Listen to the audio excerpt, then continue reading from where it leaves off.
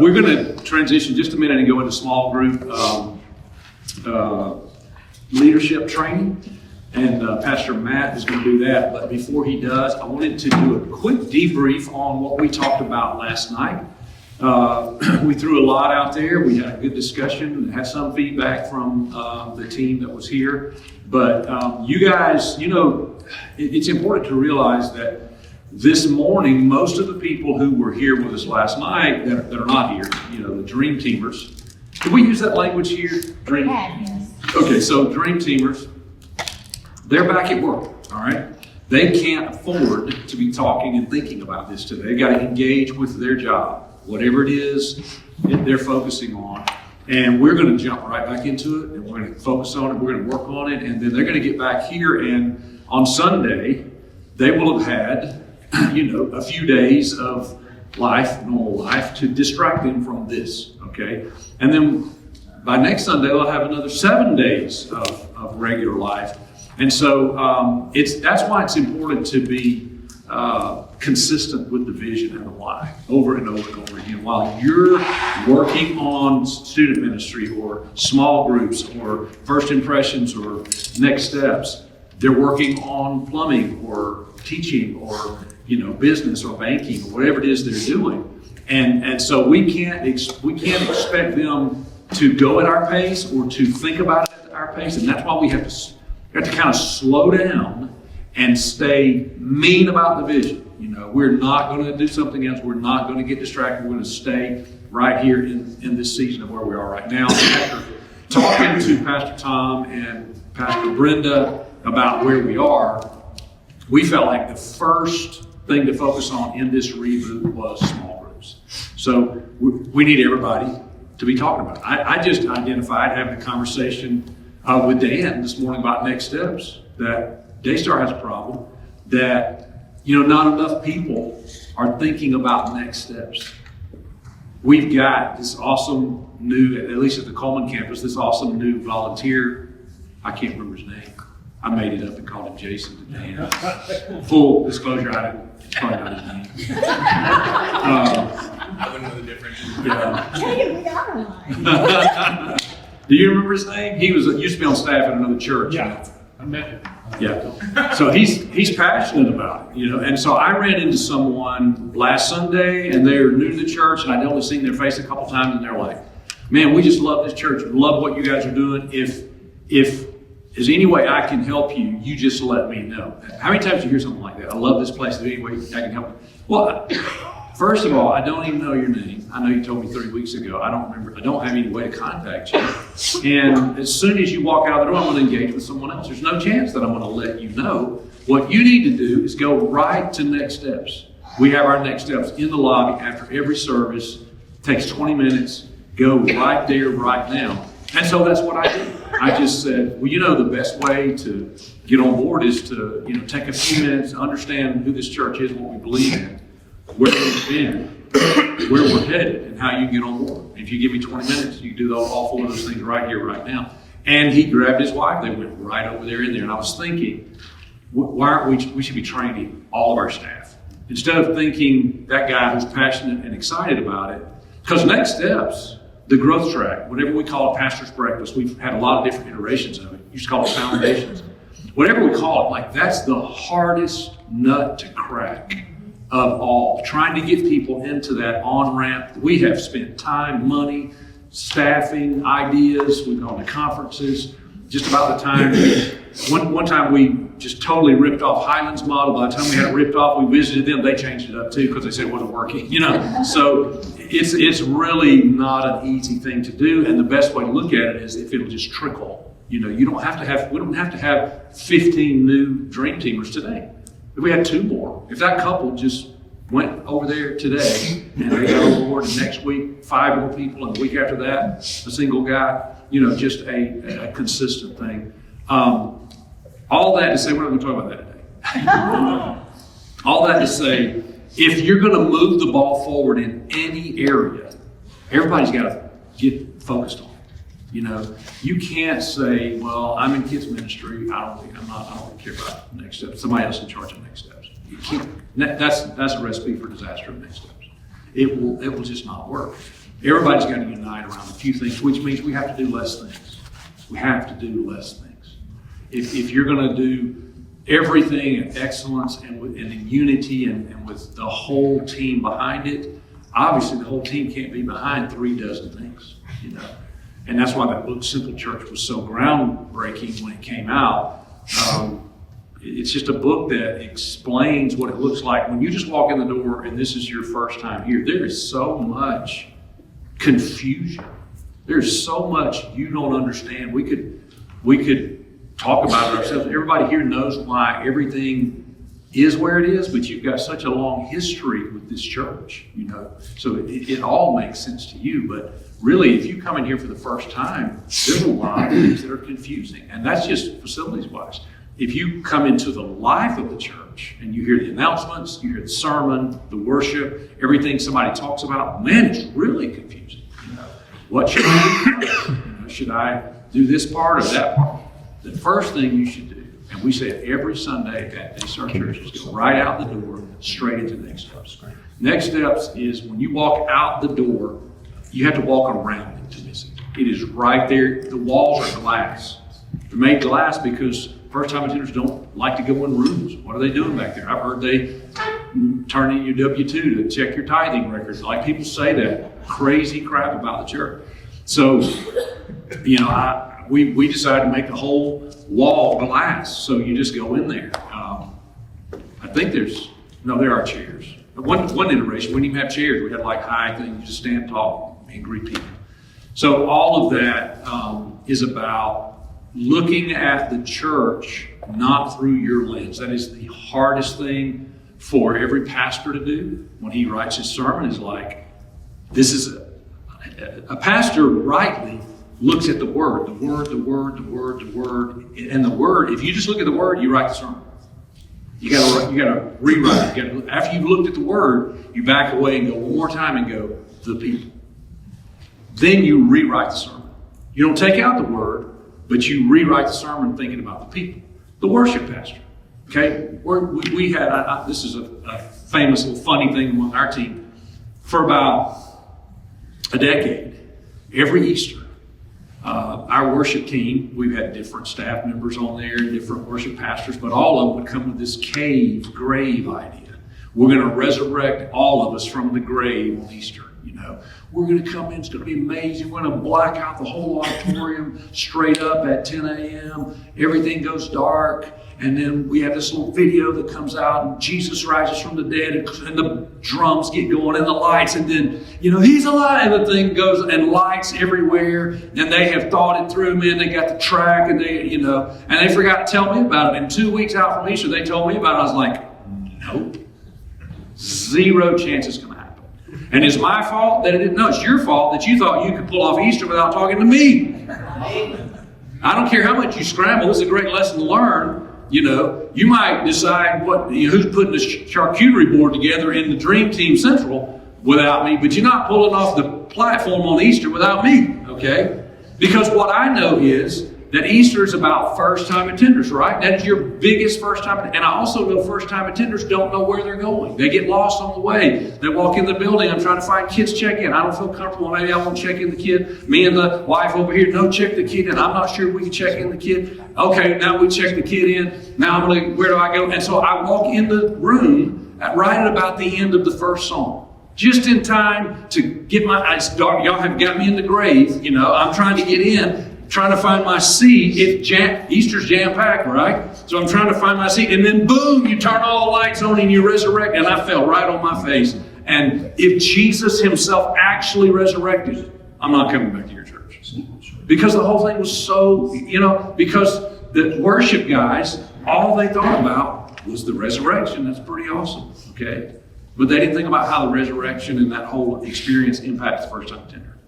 And so you could go through that with 1 million kids events I've been to, 1 million youth events, 1 million sermons I've sat through, where the people just who love the Lord with all their heart poured everything into the theology behind it and the goal of what they wanted to see, and they needed to run it through one more filter.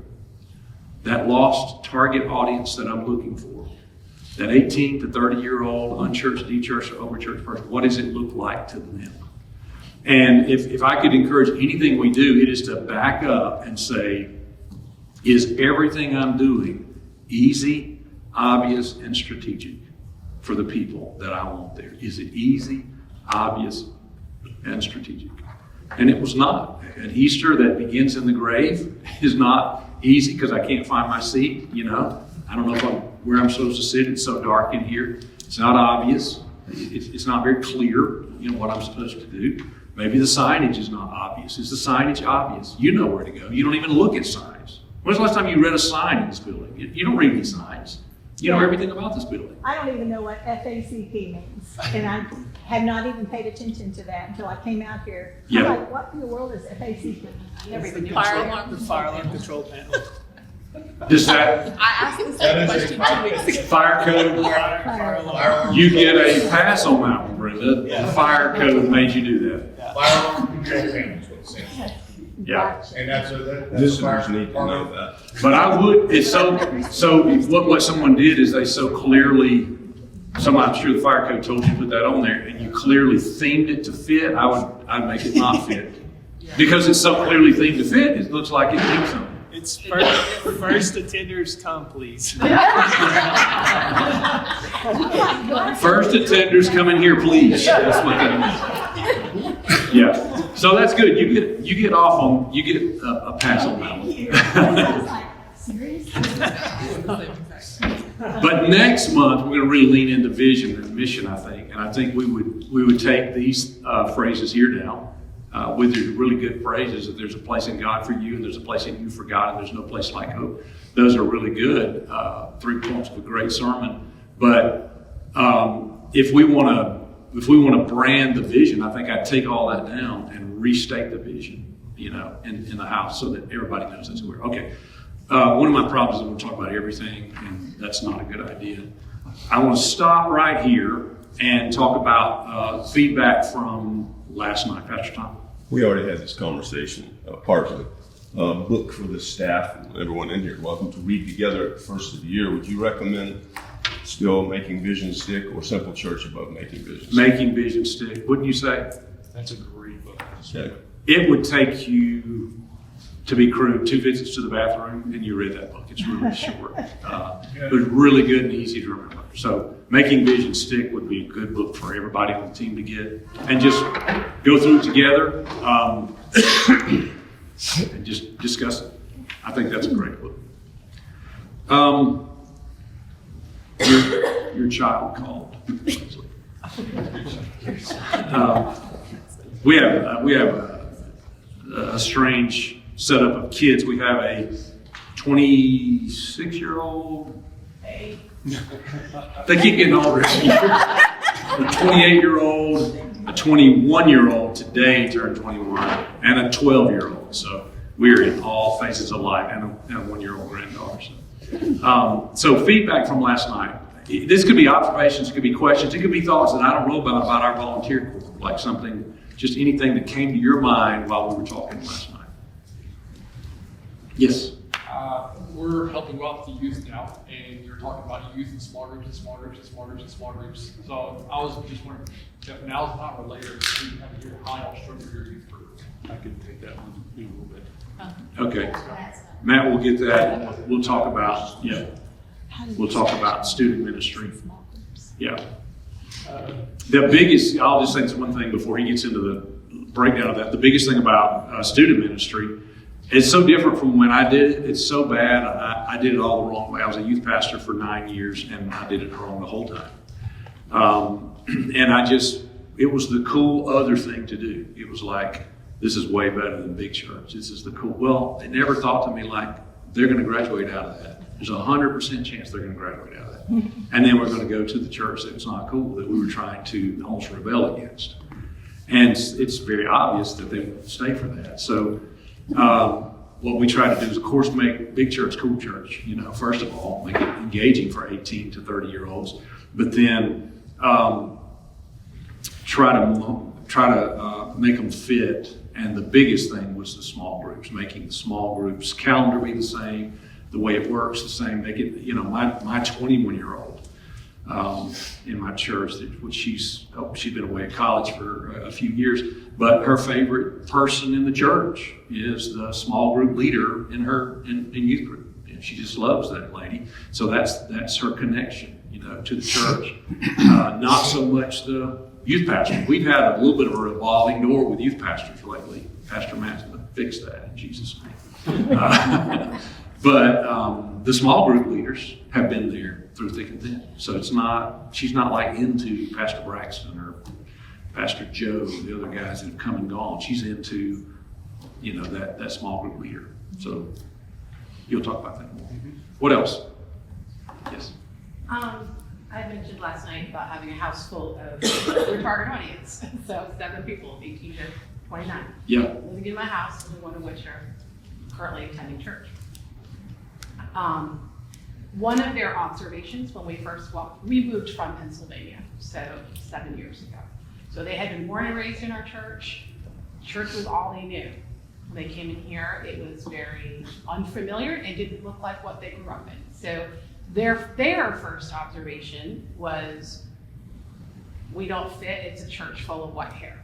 But how do you, when your target audience is 18 to 30, obviously I'm a Hartwood, that's my family, but how do you, when you do have a congregation that leans a little older, how do you have that be your target audience and your focus and telling everyone that's your vision, but don't have them feel like unimportant, like, oh, I'm too old, so the church is going where I'm not, and this isn't me. So how do you balance taking your faithful that this is who they are, and they certainly belong here, and this is their home, and yet not? Well, that's a good question. That's one of the reasons I threw all those data points at the leadership team last night, so that everybody would see, like, above all, I mean, I do want to go to a church where I have a good experience and I enjoy the worship. The message speaks to me and I find friendship. And I'm 52, so I want to find friendship in a church with 52-year-olds as well. So, but above everything, I want to hand my faith to the next generation. And the older you get, the more you want to do that, the more important that becomes. So I think really all of us who have a platform, sermons, songs, programs, all of us, when we engage older people, is to talk about that. And all grandparents, not all of them, but a lot, most probably have a family member that's far from God, that's younger, a grandchild or something like that. And so we lean into that. When I got to, so Daystar Church was not a church plant, it was a replant. It was Glory Hill Church of God, a 60-year-old church in a 60-year-old building with 60-year-olds in it. Okay, that's kind of how it started. And so I met with, I knew, I was only 27 years old, but I knew that not much that I was going to do on the platform were they going to love. So I said, I'm going to make them love me on the front porch. I went to their house. It wasn't a lot of them, okay? It wasn't nearly the size of this church. It was a lot easier. But I would go to their front porch and I'd sit, drink coffee, and I'd hear them talk about their great, none of which came to Glory Hill Church of God. If you were from Coleman, it's Glory Hill. Church of God. Glory Hill. And they all had great memories of why there's glory on that hill and all that classical Pentecostal stuff that I was raised in. But I knew, I mean, clearly, all your kids left. And it wasn't like this church. All your kids left. There was almost none. There's like literally maybe a dozen outside of the 66-year-olds. Maybe there's like a dozen. The youth group had one teenage girl in it, Miranda Ham. Okay, one. She was the youth group. Leslie and I took her to Winterfest. Okay, so we and more. We got a handful more. We had a van load, but.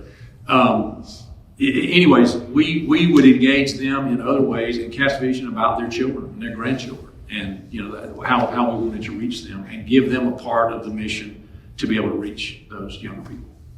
That was our focus. It's just got to be bathed in vision. It's got to be a perfect consistency that we're just always thinking about reaching the next generation and reach. And listen, that's my assumption. I don't want to assume who this church targets. I'm just talking about our church. We may be premature to answer that question for this church. Really, the mission of this church and the target focus of this church, I don't really know. Maybe we'll workshop that in February, or something, but or late January after we get small groups launched. But for me, one of the things I was going to say that we did is we established a junior board of elders. We have an elders board, okay, and we established a junior board of elders.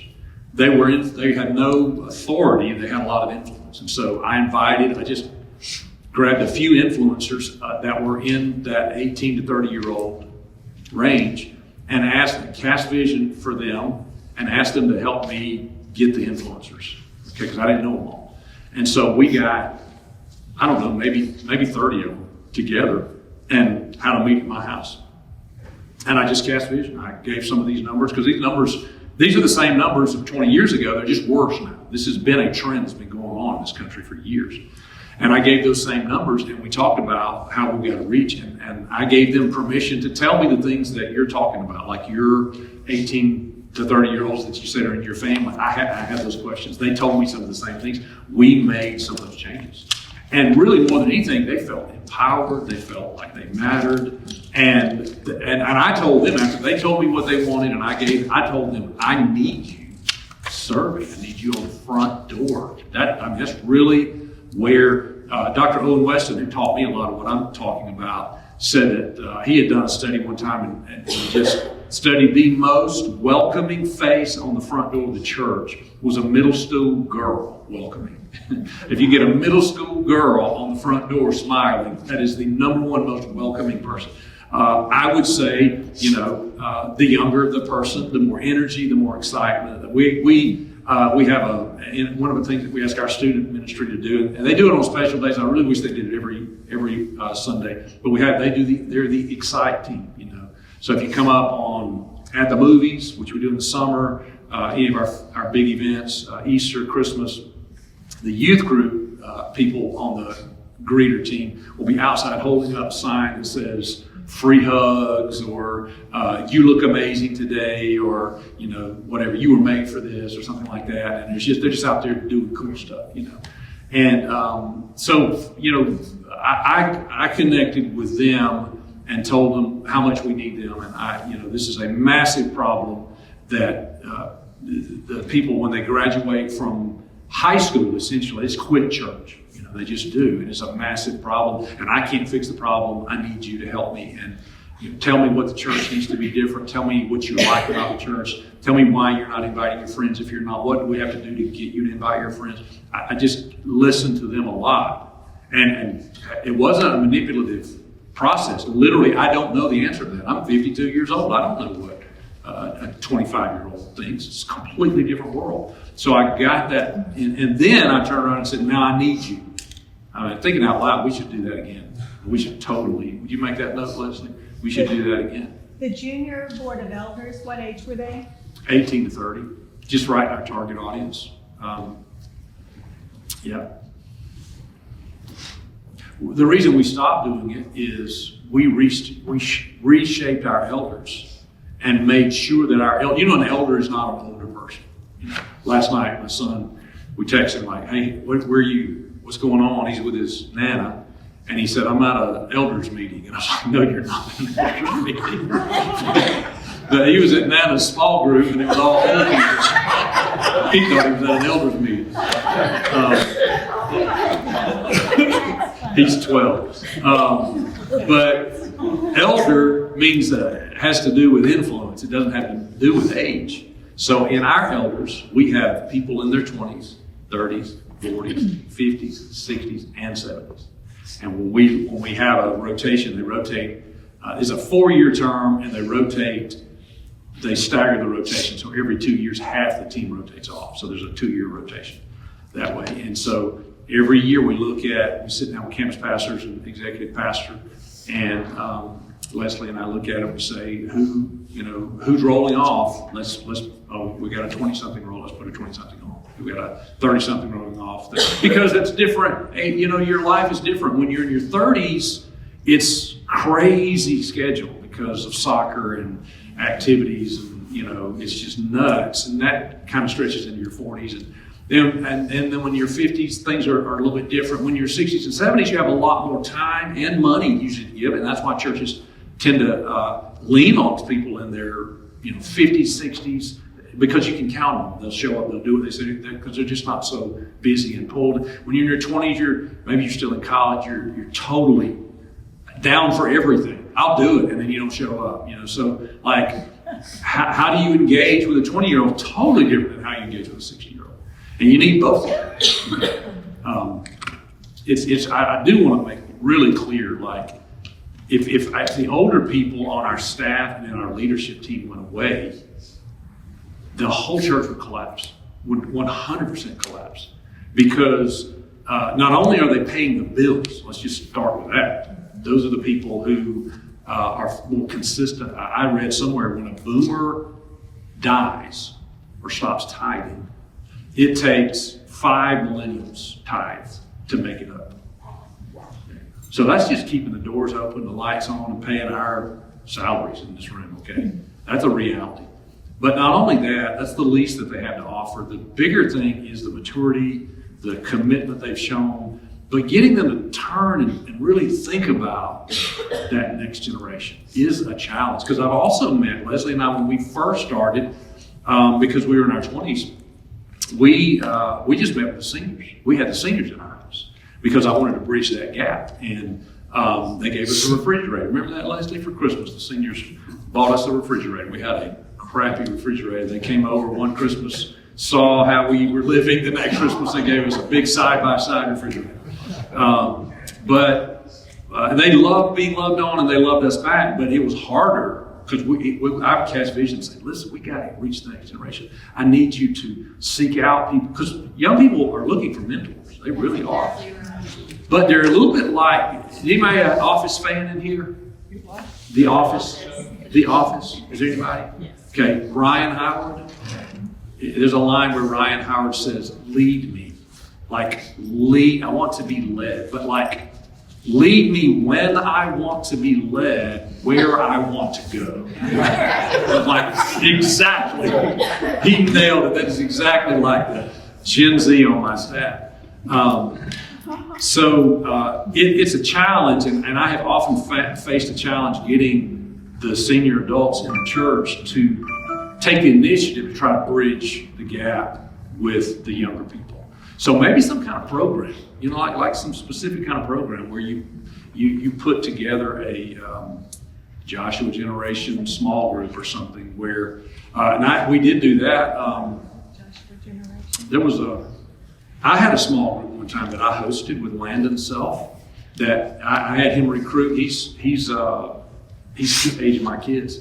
I had him, he had a bunch of young adults and me, and every week I brought another older person and put him in the center of a circle and let him ask him questions. Mac Bramlin was in that center. Mac, self-made, deca-millionaire, went in business for himself when he was 12 years old, been in business up to his 70s.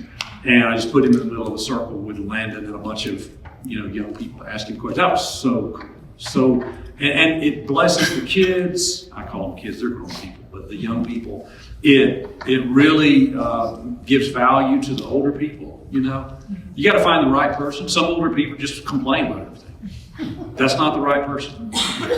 That's not the person to put in the center. My dad picked me up the other day. I had a flat tire.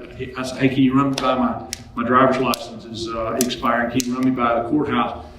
You're probably going to be in line for 40 minutes. And I was like, Dad, why would you start with that? I said, I'm blessed. I'm probably going to go walk right in, Sure enough, there was one person in line. I walked right in there. It took me 5 minutes. I walked out. But he just, that's not the guy. Don't put my dad in the center.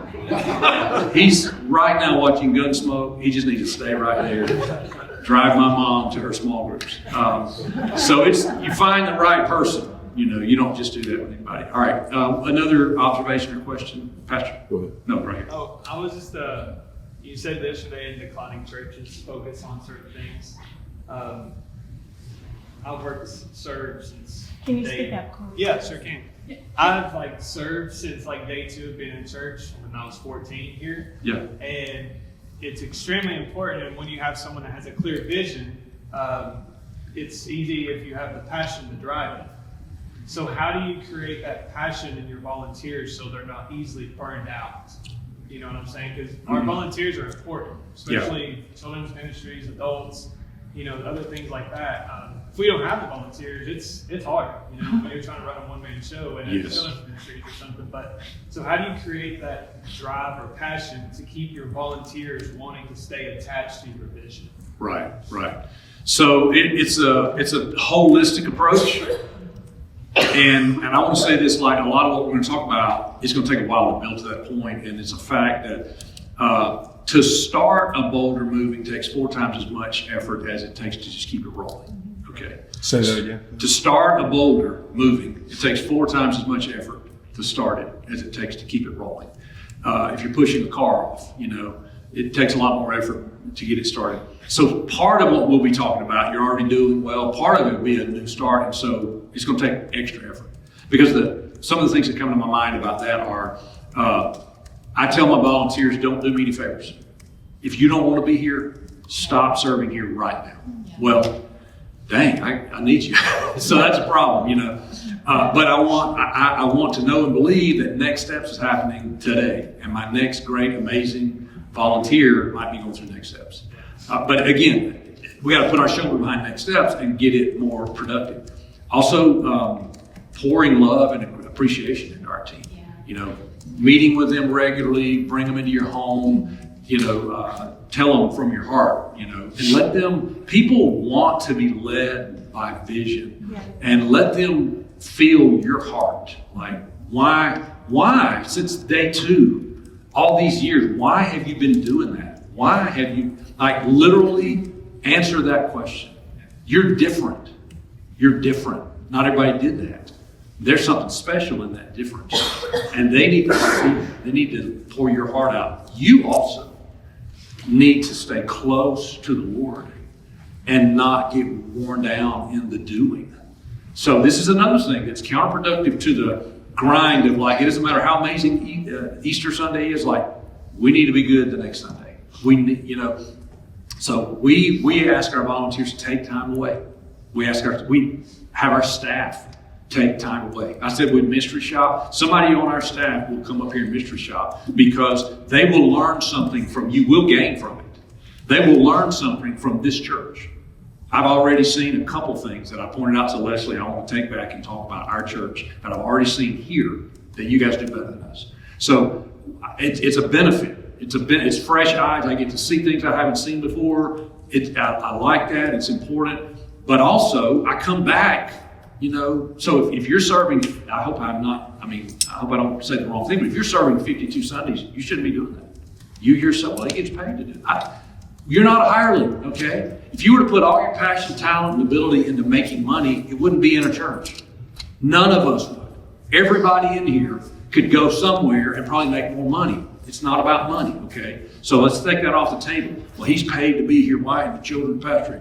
I don't even know if you're paid to be here. Just go with me, okay? Maybe a volunteer. I don't know everybody's makeup here, but that's sort of again, I talked about it last night, a Western corporate structure is that we've hired employees to carry out there's a great book by Reggie McNeil called The Present Future. That book is probably 30 years old, but it's amazing. He says we don't have churches anymore in America. We have religious country clubs. We don't have sheep. We have club members. We don't pay tithes. We pay club dues. We don't have a pastor. We have a club president. Okay, we don't have elders and deacons. We have a board of directors who runs a CEO. And if I pay my dues, you better make sure there's towels in the gym for when I get out of the pool. And that's the way we treat church. That is not what Jesus died to build. That's not what he gave us. You know, the church is completely different. So it requires things like Sabbath, you know, and staying fresh. I have to have it. That's why I met Pastor Tom. I was running myself to death. And I had started in ministry when I was 19, you know, just hit the ground as hard as I could, as long as I could, as far as I could. And somewhere along the way, I lost the why and was just stuck in the what. And we got to get away from the what and get back to our why. And that becomes tangible. Like people, they see something about you and they're like, I don't know why, but I want to serve with this guy, you know. And if you were serving in, outreach, they'd be like, I want to go to outreach. It really, like we've even seen that. Like people will shift from one thing to the other and their group kind of goes because people are addicted to your passion. So you've got to make sure you don't lose that passion. Yes? Just one thing you always say is we make it easier on them and harder on us. So we always make it easier on our volunteers and our. Yeah. Could you repeat the question or what? Yeah. So if I had, does this got anything on the back? Is there a button? Nope. Just anything that looks like a blank page. Here we go. If How about a whiteboard? but I'm just going to write one thing, so it won't matter. There's a cone of production, and they talk about this in the production world, where you build cars or where you build, where you sell things. When you produce something, there's a real easy side. Sorry, let me put some arrows on this thing just to make it more. I'm very artistic, if you're wondering. There's an easy side and there's a hard side. Okay, if you're entering this cone, okay, this cone right here, it's real easy to enter right here because it's a big open spot and it's a little bit harder to get out of it. Okay, and this is called the cone of production. Whatever you're producing, if you build a car, like I've got a new Chevy truck. And I like a lot about it, but when I go to change from like Apple Play to Sirius radio to regular radio, I'm going to crash because there's so many dang buttons to press. Whoever was in charge of that, they got to get it right. I've been in better cars like Matt Subaru, you know, they got cooler things, you know. He's a hippie, so he's into Subarus, Kale or whatever.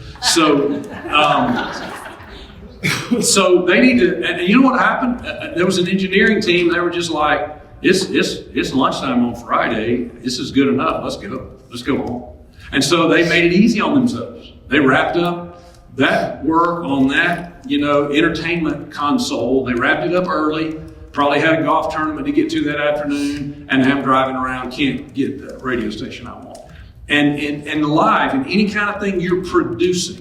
Once you see it, you'll see it everywhere. You see it at Walmart, Target. Why do you rather go to Target than Walmart? All right, a million reasons, but one reason is like Target is going to get you to where you're supposed to go. They're going to help you. They're going to also donate to bad causes. Just saying. Okay. So you may be boycotting them, but whatever. We're not going there. So when you produce something, if you work extra hard on your end to make it easy, obvious, and strategic for the other people, then they got a big on path. It's really easy for them. On the other hand, if all we do is think about it through our lens and we do it as quickly and easy as we can, it looks like this, and it's really hard to figure out where do I go, what do I do, how do I get on board, how do I serve, we've got to make serving easy, obvious, and strategic. Joining the dream team, getting onboarded. Does an average person know if I'm motivated by what's happening today and the pastor preaches on serving, do I know how to serve? Like I've been guilty of preaching the most amazing sermon about serving. Biblically awesome, through the roof good, and you walk off the platform and somebody's like, so how do I serve? What the crap? I just spent 30 minutes and I forgot to tell them, scan the QR code or go to next step. You know what I mean? Like, just add the simple, it makes it a little bit harder, but this is not Bible college here. This is not the school of theology. We're going to bring theology to people with practical next steps. So if I'm going to teach on serving, a major portion of that sermon is, and that's why at Daystar, it's different here, but at Daystar, I'm going to say, as soon as you walk out of the door, turn right, go in the glass door, give us 20 extra minutes, and you're going to see where we're at, where we're going, and how you go. So that gives it a little bit harder work for me. It was a lot harder work to tear out the walls and put glass walls. It was a lot of work. We spent $500,000 remodeling the whole thing so people would go to next steps. It was a lot more work to do that, but it made it easier for them. The first time, not the first, probably the 8th time, we redesigned Next Steps. You go down the hallway, and kind of to where we parked out here, whoever parked up here had to go about that far, and you're in a second building right there. It was so close. Literally, you walk out of one door, you take maybe 5 steps, you're in the next door. They wouldn't do it. They just wouldn't do it. So, because that was easy for us. We already had this building built. It was easy for us. Just pull up a portable building right there, which is what we did. And, let me say this, portable buildings for people who are in the core of the church, they're on board, that's different. But Next Steps is for your first time in the building. And they just won't do it. They won't do it. They won't go. We used to have Next Steps upstairs. Forget about it. We don't do anything. I'll never build another building with an upstairs. We just want, unless it's like office people, because you're paid, you will go upstairs. Your paycheck is up there, okay? You're going up there. But the regular people, not going to do it. We had all kind of cool stuff upstairs. They just won't do it. So we worked extra hard on us to make it extra easy on them, and boom, they're all right. Okay. So easy eyes vs. strategic. Tom has a question, and oh shoot. Maybe I can do I have a touch ID? Oh, you can't get in? He has to come back. Okay, that's fine. He needs to be here for the answer anyway, so. So everything you're saying is stuff that is on my heart as well. So I love everything you're saying. But I have a logistic question, because you're absolutely right. They won't go somewhere else. They absolutely. I remember my first time here. They had to meet the pastor in this little center room. Mm-hmm.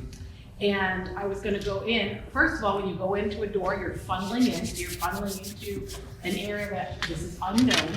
Right. And somebody, to keep it quiet and keep the noise out here, shut the door.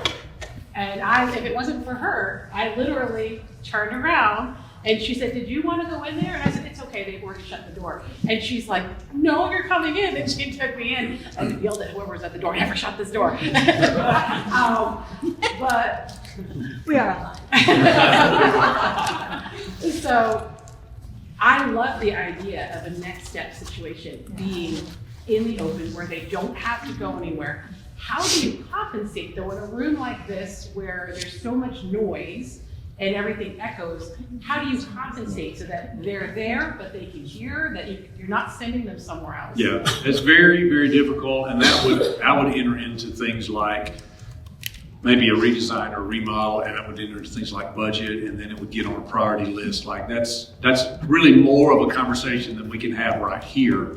But what we did at Daystar is we took a small portion of the lobby up, kind of closed it in with glass sections that lock into place and create a wall, but you could move them.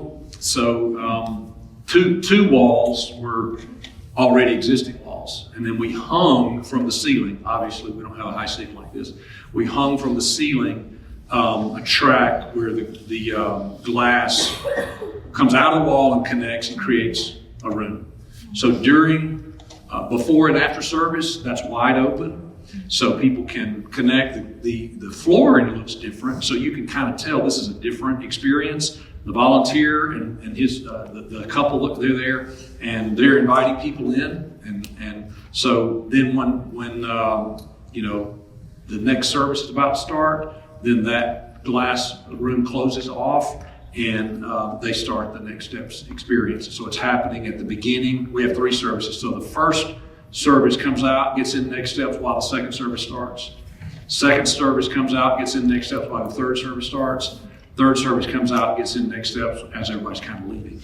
But to compensate for the lost lobby space, we had to expand the lobby.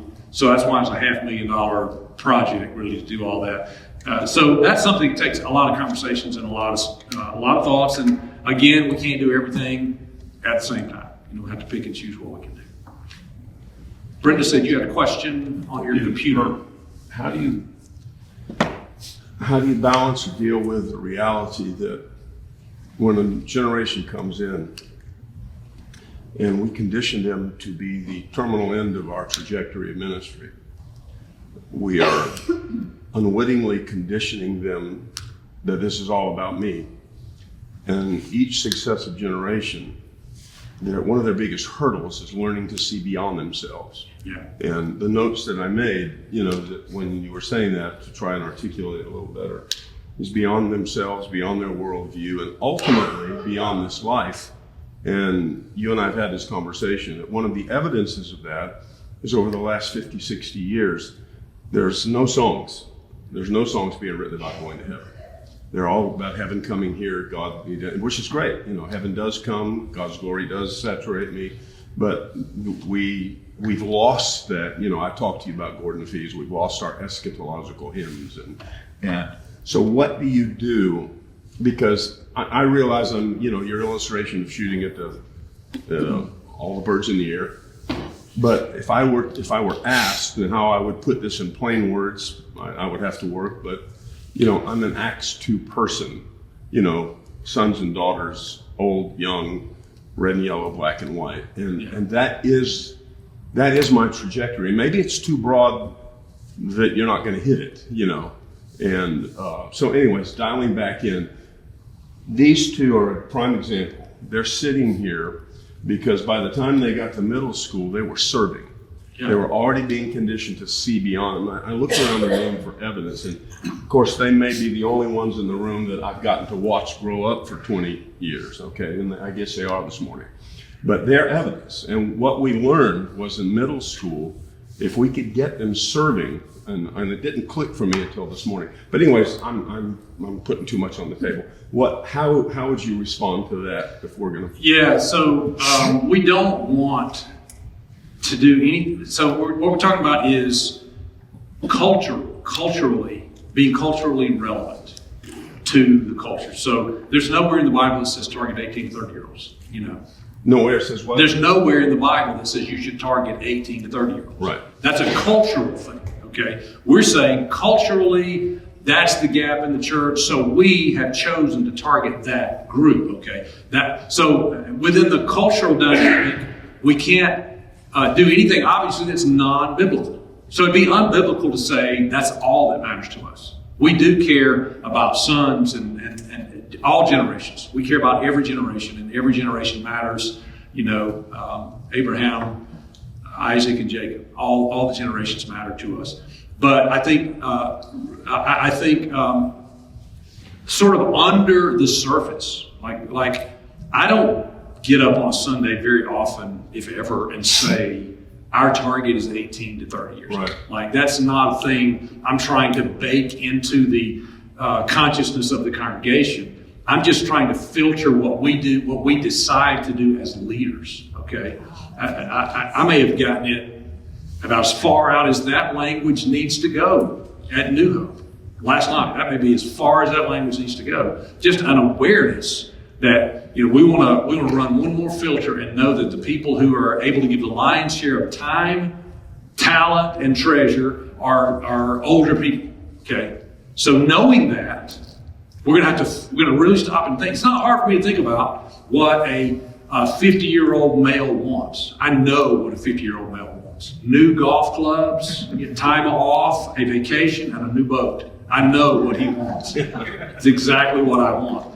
But if I want to know what a 25-year-old wants, I'm going to have to stop, pause, just filter it one more time.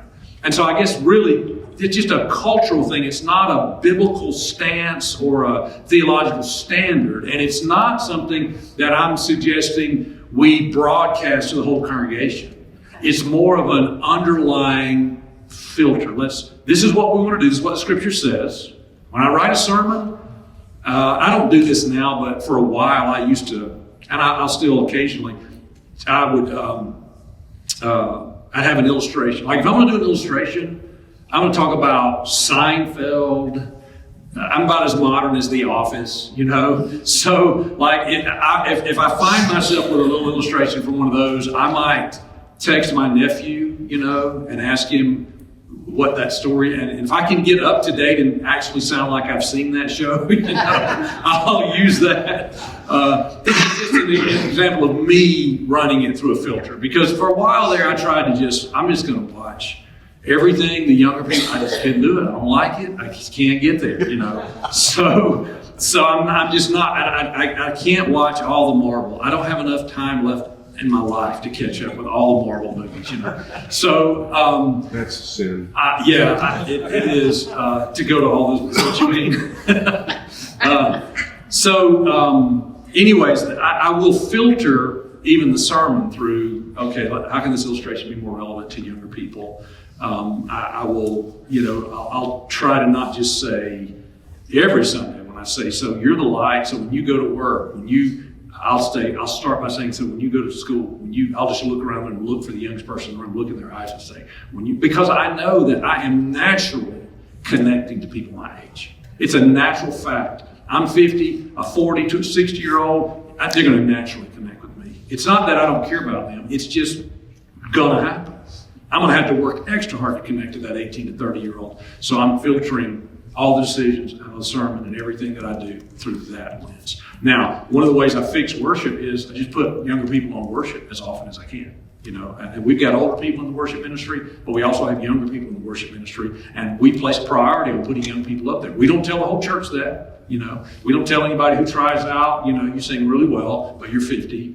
Sucks to be you. You're not on the worship team. We don't say that, but we low-key put a priority on the younger people on the worship team as often as we can. Again, we've got older people on the worship team, but we could go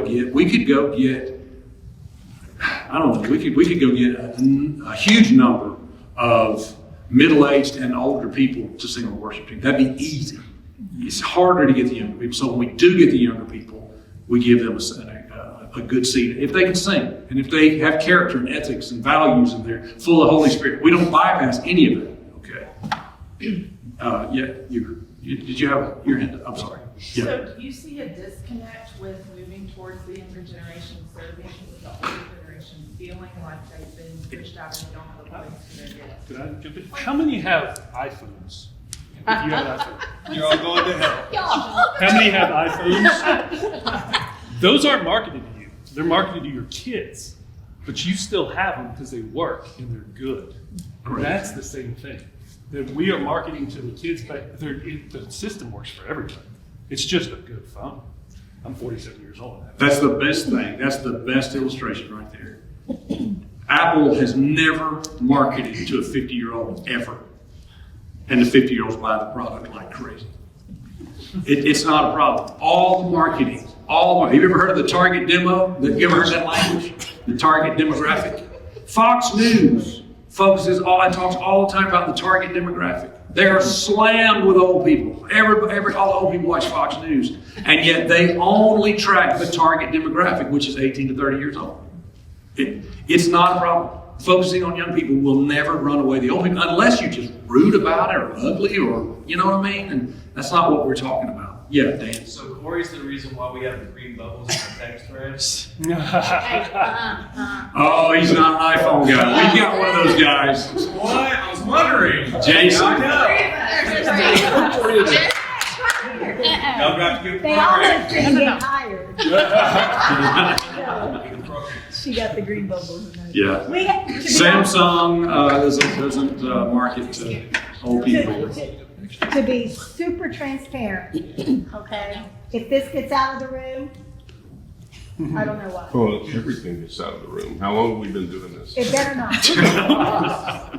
We do have a problem because in our leadership groups, we talk about targeting younger, not specifically 18 to 30, because at least half of our congregation is older. Yeah. And I just heard this week, because we're transitioning our front lines, our first impressions. And we know that that someone said, oh, they're getting rid of all the old people.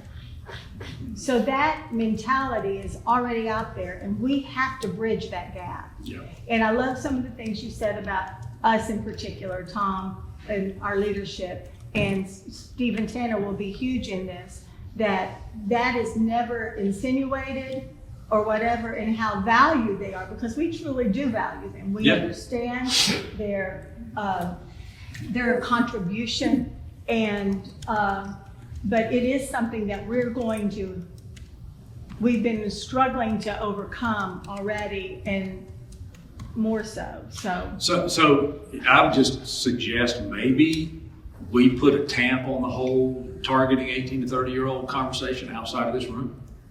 But I mean, we're not asking people in the Encore group to go do something. Right. They're not making major decisions about the direction of the church. We're doing that here. Right. That's just in this room, again, because this whole talk and everything I've said today, most of the people in the Encore group, they didn't hear it. You know, it's not fair to them to expect them to be able to grab on to all of this vision and all of this knowledge. That's not fair. They're not in the room. They're doing life. They're doing what they do Monday through Friday. But we can just have an underlying understanding that we're going to run another filter.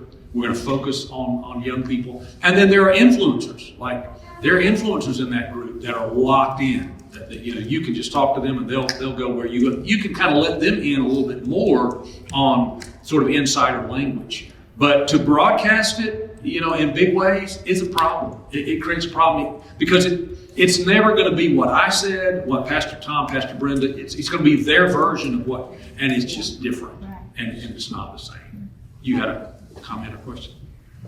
Curious if you have tried this or your thoughts about it.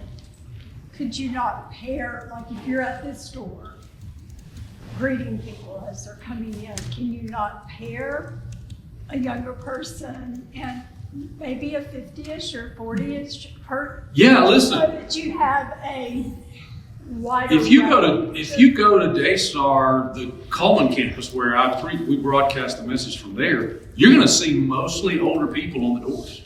Okay, it's not like, you know, it's a reality everywhere you go that the people you can count on are 50 or 60 years old. That's a reality. Okay, so when I walk in the door, out on there's the greeters here, and then there's the greeters that hand out the worship guide.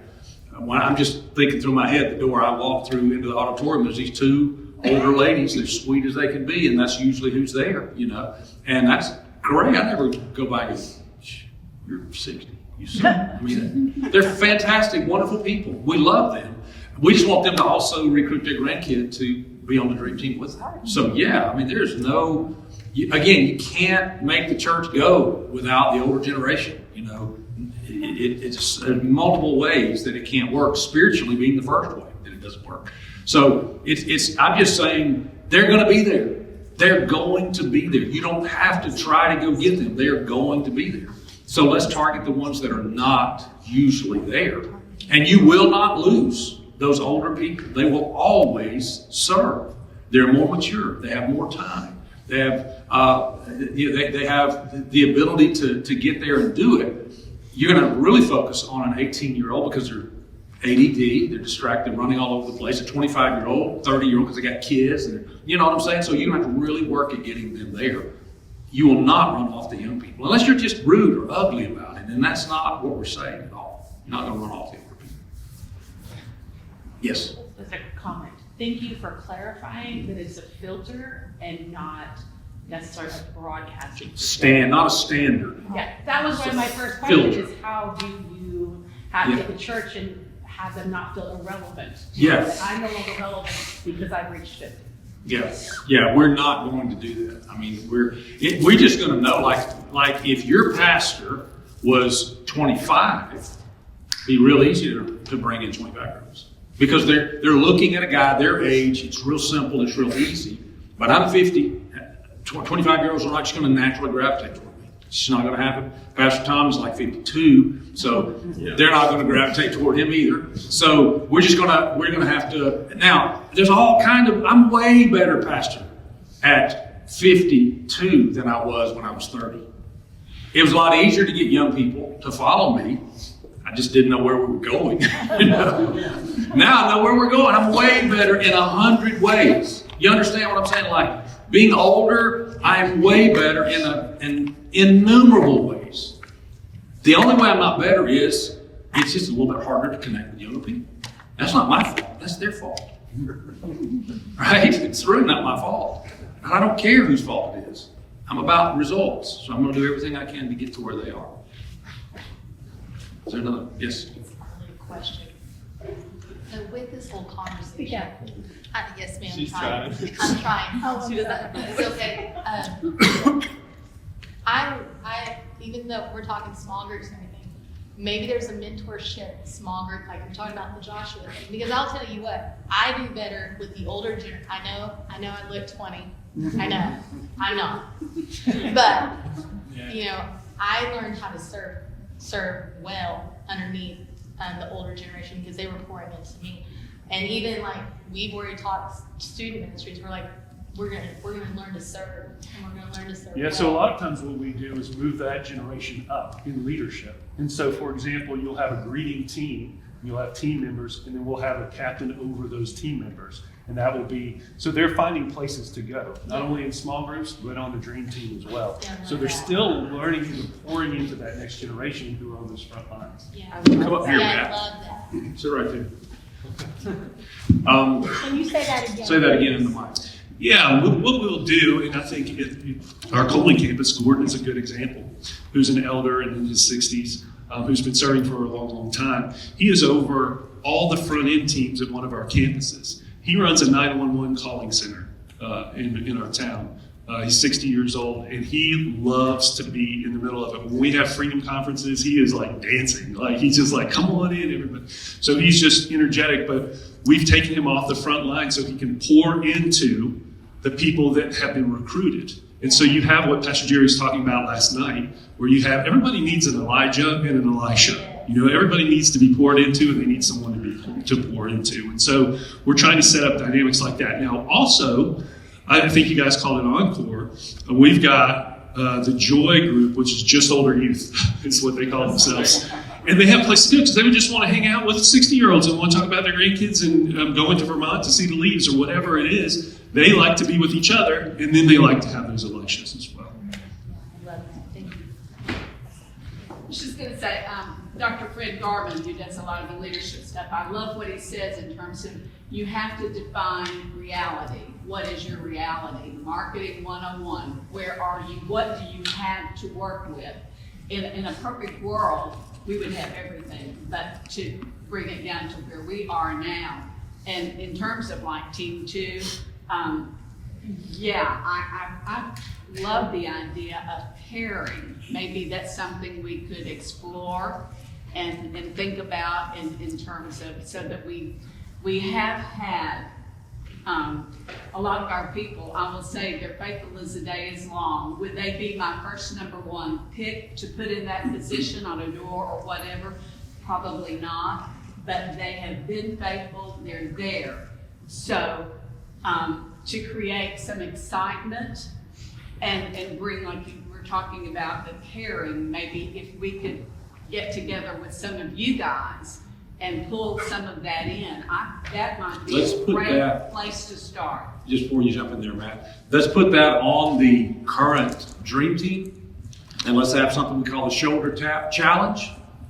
You challenge everybody to shoulder tap and say to every greeter, you bring in a young greeter to greet with you. That's our challenge for you.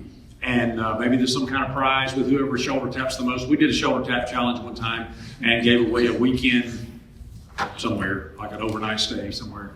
But yeah, encourage those older leaders or dream teamers to shoulder tap a volunteer with them instead of us trying to, make that happen. Try to shove somebody out of the student ministry to go. Just tell them to go find, and I don't care what they call it. Let's don't even call it 18 to 30, just whatever they think is younger. I don't care, because if they're 60 and they recruit a 35-year-old, that's great.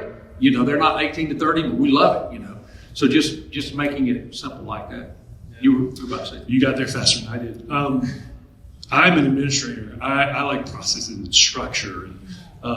Pastor Jerry comes with this amazing vision that I could never come with, and my mind starts working like, okay, how do we put legs on this? How do we do this on the ground? But we have to be careful not to over-administrate. Over-administrate. We can't do that because we want to be the lattice. If you think of a garden, we want to be the lattice which the organic vine grows on. And so we want to provide that structure and that support. And so we don't want to over-administrate and say, you are paired with you, because that just doesn't work. But if you do what Pastor Jerry's doing and they shoulder tap for themselves, then you've got that organic magic. Yeah. So he got there faster than I did. I like that too. Yeah. Oh, okay. Yeah. How do you overcome, I'll call it the one service problem? Because obviously we have a sanctuary that we don't need 2 services. We have a pastor that preaches wonderfully on encounter and transformation. And so when you go to recruit, you have people that say, well, I'll do it if I can be in there by the first song. I'll do it if I don't have to miss worship. They don't want to miss the encounter and the transformation. And so we need more people and we need a rotation. And we ask them not to do it every week. We ask them to do it, to commit to their schedule. So that could be once a month, every other week, or every week. And then we seep into the culture everywhere, whether it's next steps or in small groups, that this seat is not for you. This is for that next person that's coming from out there. We are the 99. We're going after everyone. And so when we seep that in, all of a sudden it isn't like, well, that's not my kind of music, or it's too loud, or they didn't have this group that I want. It's not about me anymore.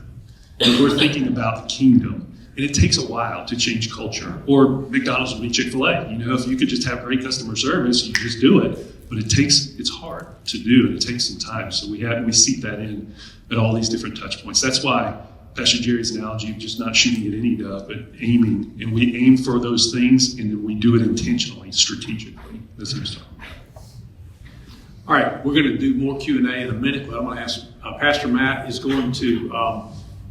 I feel a little bit guilty already about violating my own premise of focus because I'm excited about this time. I feel the excitement in the room. So we're kind of looking at everything, and we can't do that. You know, we can't improve next steps, improve small groups, improve first impression. We can't improve everything at one time. Okay, this is a great church. Life change is happening here.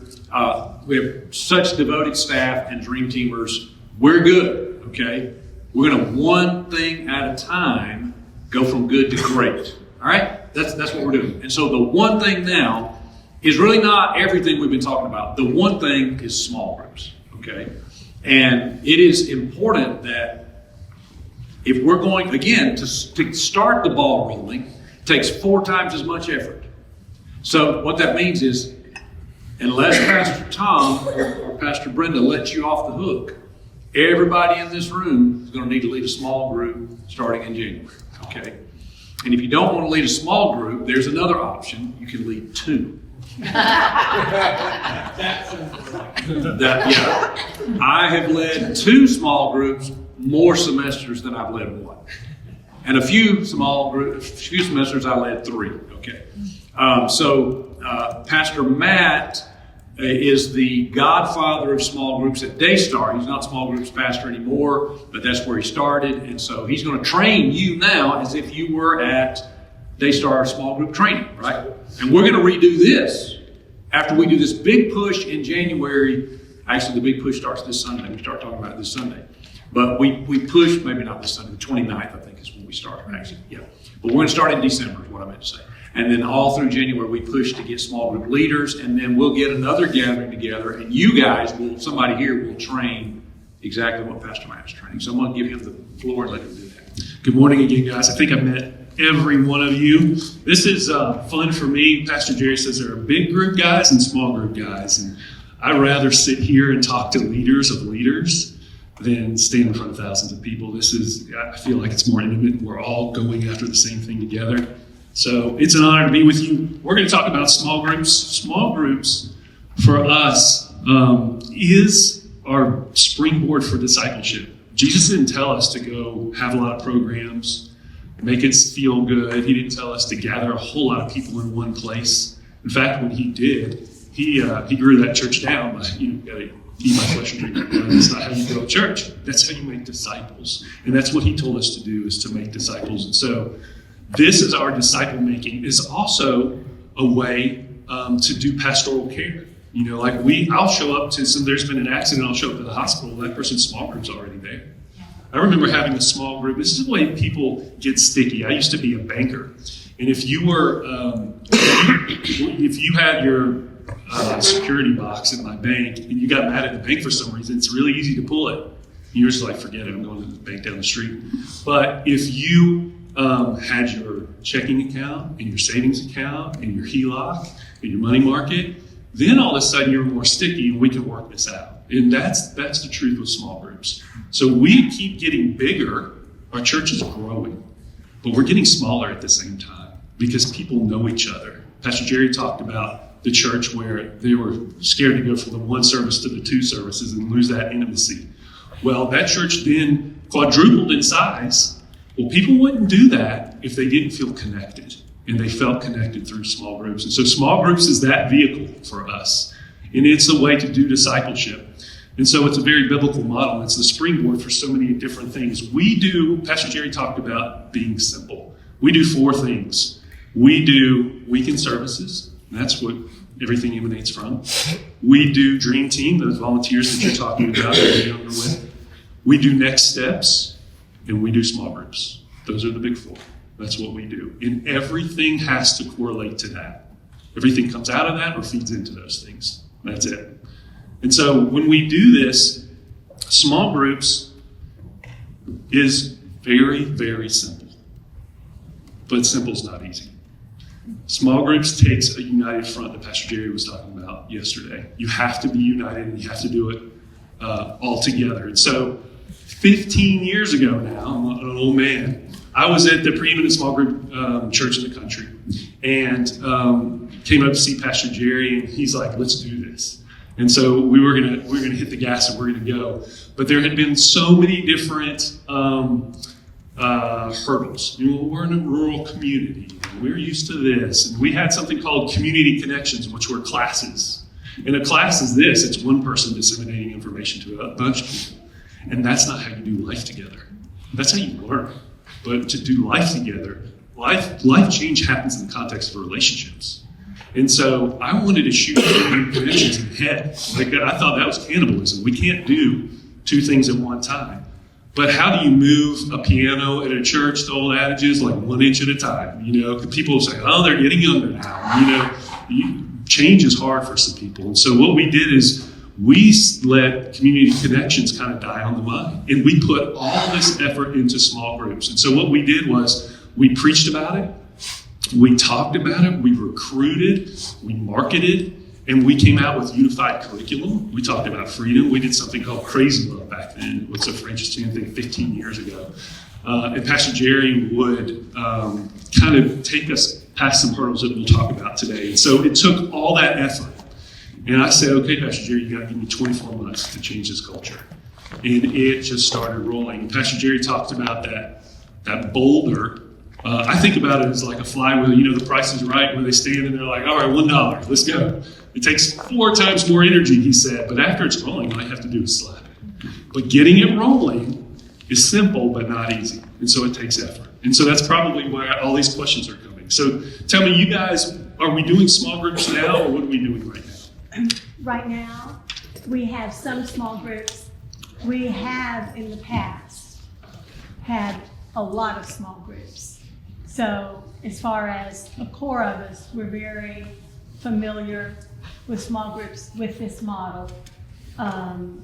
This is our model that we use already in our Next Steps. Okay. Same language, same everything. Good. I saw Pastor. Yes, but there's Pastor Jerry and I had a conversation prior to all this. And he asked, what did I see? I think he anticipated them to be 2 different answers. But what did I see as the greatest deficiency and the greatest need in the church? For there are 2 different things, but for me it was one answer. It was small groups. And so that's huge in my heart and mind. It's not just a clever mechanism. And right. Yeah, it changes people's lives. We haven't gone through a training in probably 3 years or so. Well, let's do that now. Some of this may be familiar to you, but let's ask questions and get into the details. Pastor Brenda, without my knowledge, we're cooking with gas. She's already printed off some things. Was that from our website, Pastor Brenda? Mm-hmm. Yeah, so you've got that in front of you. We can kind of go through that a little bit together. Pastor Jerry talked about the difference between being a church with small groups. It sounds like we're that right now. We got a few small groups. Right. Yeah. But being a church of small groups. And so when you walk in as a person who attends New Hope, you already know people. You know half a dozen people when you walk in, and it feels like your church. There's an ownership. And so we're going to work to move towards that. But we've talked a little bit about this. Whether you have an iPhone or an Android, things have changed. I was with you, man. I was with you. The walled garden got me. I was there for a long time. But either way, you've got a lot of social media. You've got a computer in your pocket. Life has changed. And Pastor Jerry talked last night about all the statistics with church. And that's so true for just our young people now. Depression, suicide. People feel a lot more alienated. Back in the 50s, there were a lot of front porches, and folks would sit out and wave to you. Now there are a lot of back porches, so they don't have to see you, and they're isolated. And they're hungry. People are so hungry to have, someone over here said mentorship, to have friends, to have connection, but they don't know how. You know, they'll sit in the same room and Snapchat each other, but they don't know how to actually connect. And small groups is how. And we've taken that hurdle down for them. And so we're going to make disciples, but we're going to first just get people together in group. Now, people will group anywhere, whether it's around a middle school soccer game or online. They're wanting it. And so we just need to have them group around Jesus. And so we're going to take advantage of what they're already doing. So we're going to get larger and smaller at the same time. If you've got let me see what you guys got. You probably don't have everything I have, but I'm going to go through yours with you. And we'll just do some training together. This is what we train all of our folks for. And people come in thinking that, here are a couple hurdles. They think they have to be a theologian or a psychiatrist, or they're scared to have somebody in their home. And these are the things that are easily overcome. What we want to do is have small groups really where, it sounds a little cliche, but we want the Holy Spirit leading. And you're just hosting. It is so fun when you see a bunch of people connecting, interacting. You're just sitting back and you're like, wow, this is so cool, Lord. Thank you, Father. I get to be part of this and watch this thing happen. You're seeing life change right in front of you. So that's what we're really going for. So we want small groups are a place, for people to connect. We're not made to do life alone. The Bible says that we're encourage and motivate each other. We're not doing that in America. And so we're doing small groups to have that. It's also a place to protect. Do you know some people who are making man, you're on the right track, but that's a bad choice. Like, what are you doing? This is a place where you gather, and iron is sharpening iron. That you have people, we talked about pouring in Elijahs and Elishas. This is where they're going to be able to talk about, Pastor Jerry talked about that banker who was crying in his adoption small group. He would not do that in church. These are where people get together and connect. This is a place to grow. This is a place to learn. What you will see is that there's an evolution in small groups. When you begin, you will have a lot of groups that we do a free market system. I think you guys are aware of that. We'll talk about it. But a lot of groups that are activity-based. There will be a basketball group. There will be maybe we even have a group that fixes cars for widows. There are all kind of groups like that. There's Taco Tuesday, that sort of thing. As you go, you will always have those groups, but you'll also have like the Book of John. You'll have like women in ministry. You'll have some deeper groups as well. And then you'll have more and more service groups. So they're a place to connect, protect, place to grow, and then we do those free market groups. So instead of saying everybody's doing pastor's notes, which we do have those groups too, but instead of saying you do this thing, we know that passion is contagious. And so if you're really good at something, like we have had groups that watch movies and talk about what's biblical in those movies, and what that means. So if people love watching movies, we gather around that. So we know that we don't want to force you, if you're over here and love one thing, we don't want to force you to do this thing. We want to take advantage of what you're already doing and know that you're going to attract. That's going to be magnetic with other people who love those things. And so we do free market groups. Now we found that as we grow, we have started needing hubs. And so we'll have some groups that are continual. You heard about freedom. We'll have men's groups that we'll just keep having men's groups. We'll keep having women's groups. We want to have more groups on parenting, more groups on marriage. Groups on finance are hard, but necessary. People hate getting in them and love that they have them. And so we look for hubs to target not only what people love, but also what people need. So we'll have, don't let me forget student groups as well. We'll talk about that. So group structure, Pastor Jerry talked about it a little bit. He said, I think the question last night was, how many is too many? And he said 12. We know a guy who did a good job with 12 people. Really, if you aim 12, after 12, they start clicking. It gets too big. And so if you aim for 10 and land on 12, that's great. But you would like to have a group for every 10 people that's our target. Every 10 people that come to New Hope.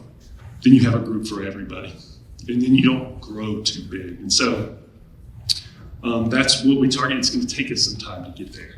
You don't just come out of the chute doing that. You have to train. You've got to get people, once people lead a group, then you got them. Because now they're like, oh, it's not so scary having people in my home. It actually breaks down barriers. And personally, my best friends came from either a small group, I'm in their living room, they're in mine, or I'm serving shoulder to shoulder with them on a Sunday.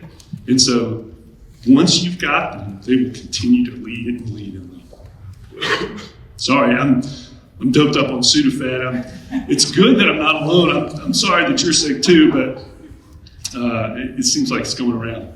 Here's something that we have to continue to teach people.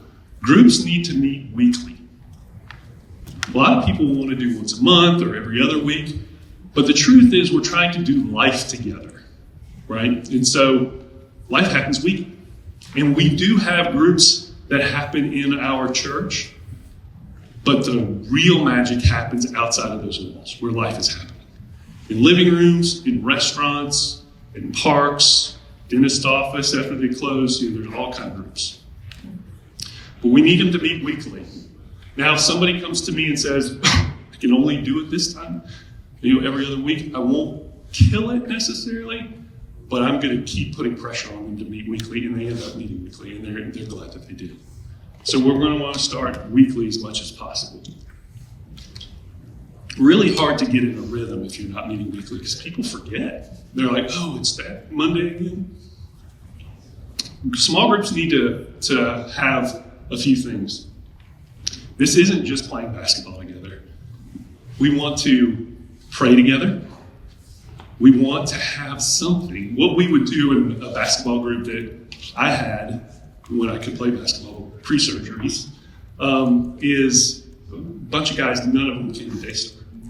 And so I would just talk about what the Lord was doing for me that week, or what I was praying for, or what I learned, that week.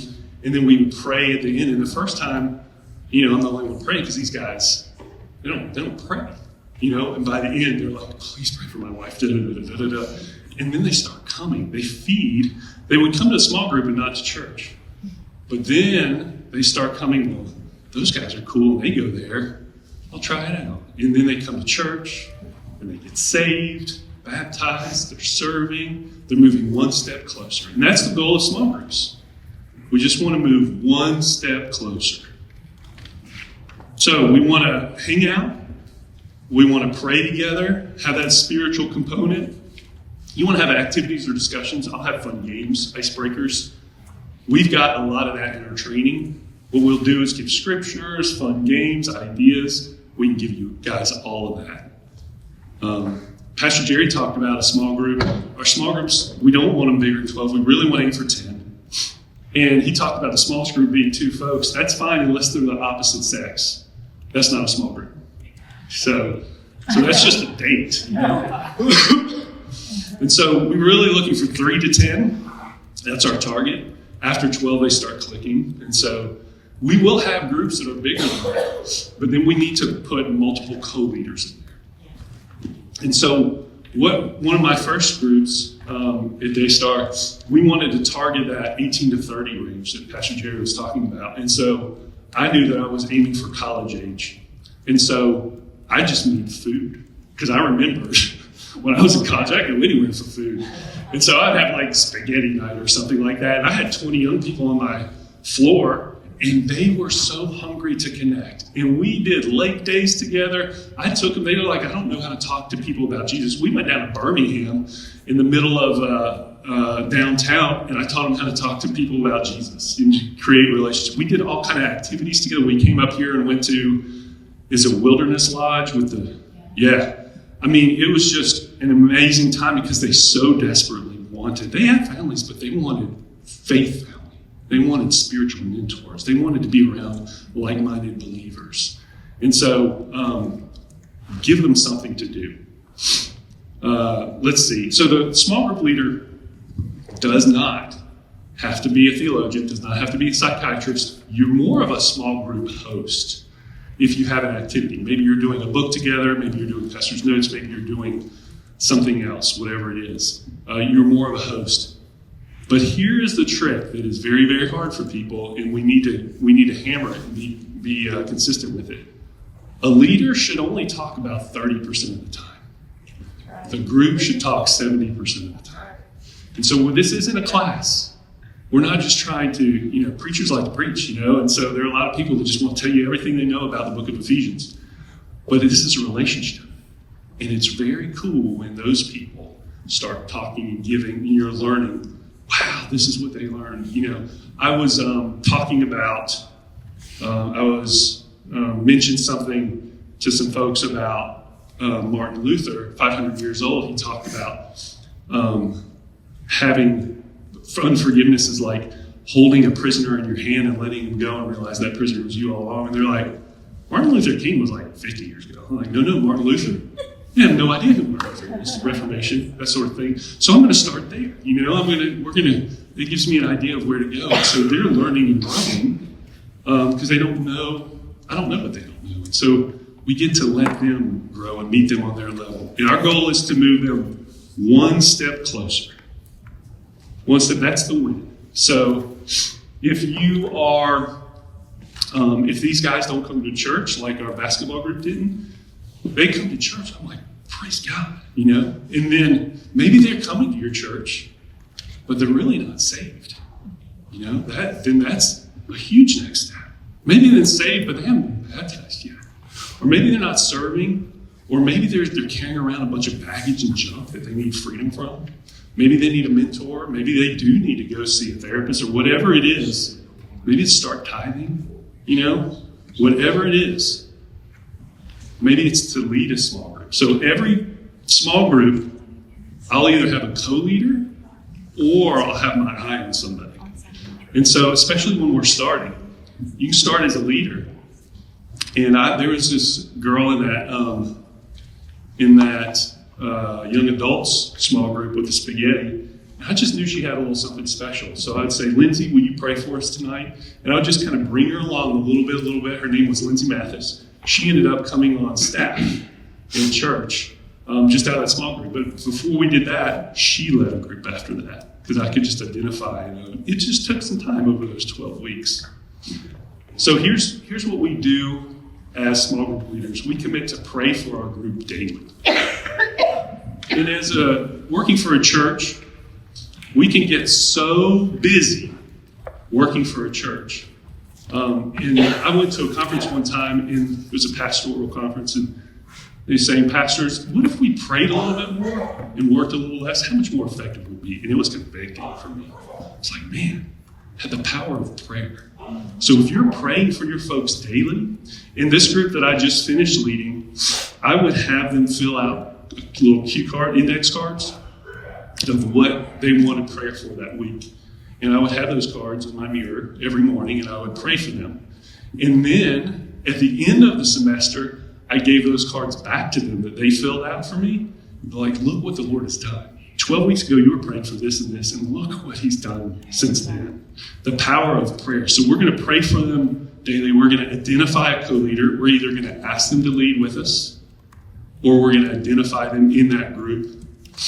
Small groups are about fun. So you don't have to get like, all right, gather around, let's start. My best time in my group is when we were chilling and eating and laughing before we ever started and after. in my living room, my kitchen. So we're going to do that.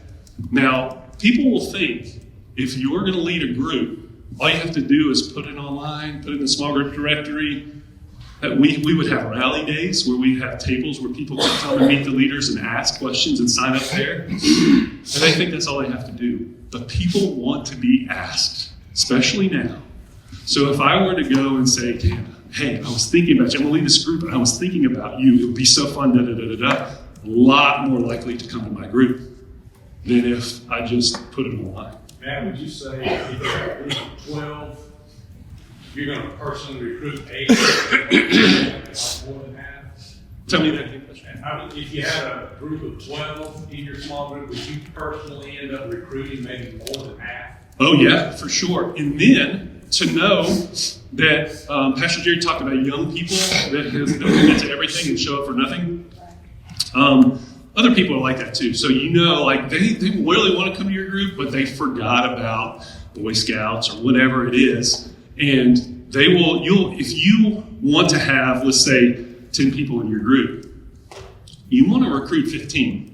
Because we're going to tell them as well from the platform, we're going to say, shop around, find the group that works for you and lock into that 1 or 2 or 3, whatever it is. And so we're going to tell them, it's not going to hurt the small group leaders' feelings because we've trained them to know that folks are going to, sometimes it's just not the right season. So they may visit your group once or twice, but they may sign up and never come because they had a baby or whatever it was. You need to recruit more and expect half to 2/3 to actually show up and connect. And then, though, bigger is not better.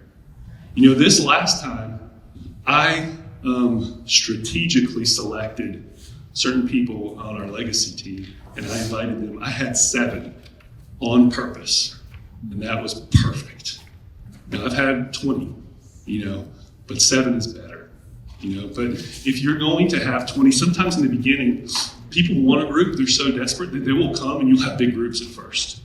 And we just have to continue to have people go through groups, and then they are more likely to lead, especially if they co-lead, they're going to lead after that. And so, yeah, you have to recruit, and then you have to know co-leaders will come out of that.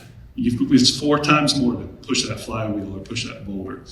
So we're going to connect with group members outsides. I will text them and say, hey, in fact, there's Joseph McGahey. I was telling him, I'm praying for you today.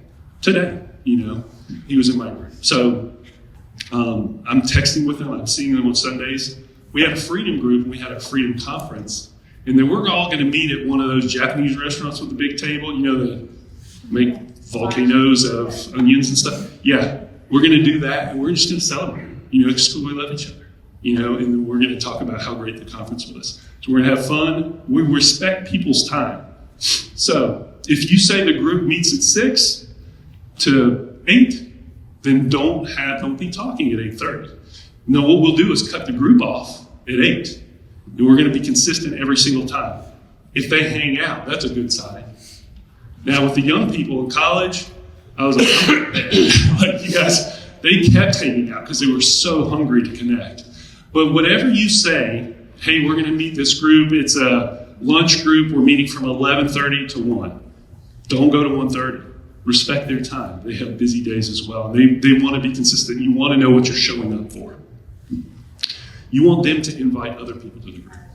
And so we want our groups to stay open, if at all possible. Because what if someone moves into this area? I talked to a lot of you, and you're not from here. You've moved here. Someone moves into this area, and they're looking to connect. Then we want to have a place for them to connect.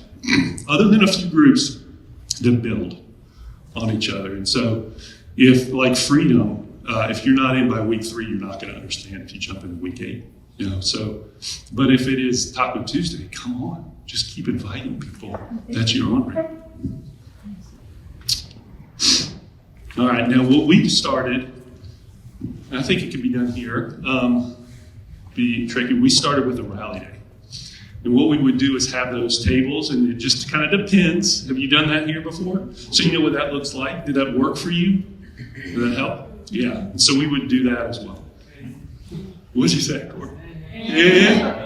Tell me why the just getting people to sign up. I mean, I remember the last one it was a struggle getting people to sign up for it, even though we had tables everywhere and. Say that again?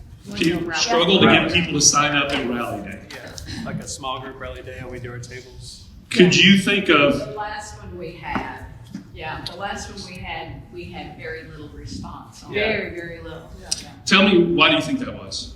I think first of all, I think it's overwhelming.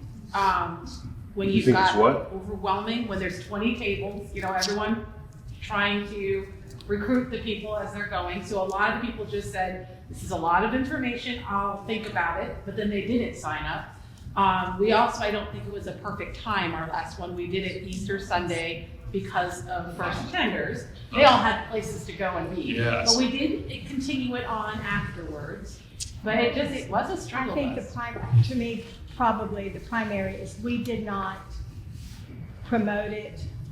That's what I'm properly. hearing, yeah. And in preparation for the small groups, preparing people for the next semester. I think that is the primary reason. That's exactly what I was hearing, Pastor Jerry. And one other thing is the recruiting aspect. We are not, Rally Day is for that 20% to sign up who have not already been personally recruited.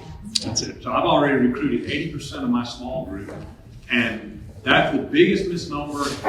Everybody thinks I can lead a group, and I'm going to put it in the book, and a bunch of people are going to show up. And every semester, even though we talk about it in here, somebody will come to me and go like, what do I do?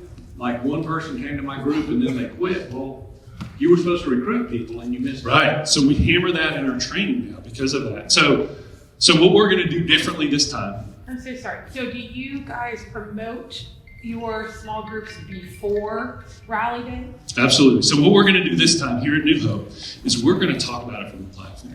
And we're going to talk about the why. Why to connect. We will do that. And when we do that, and Pastor Jerry is the best communicator that I know, but you don't have to be, because people beg. They're like, oh, how do I sign up? So you have to time it just right.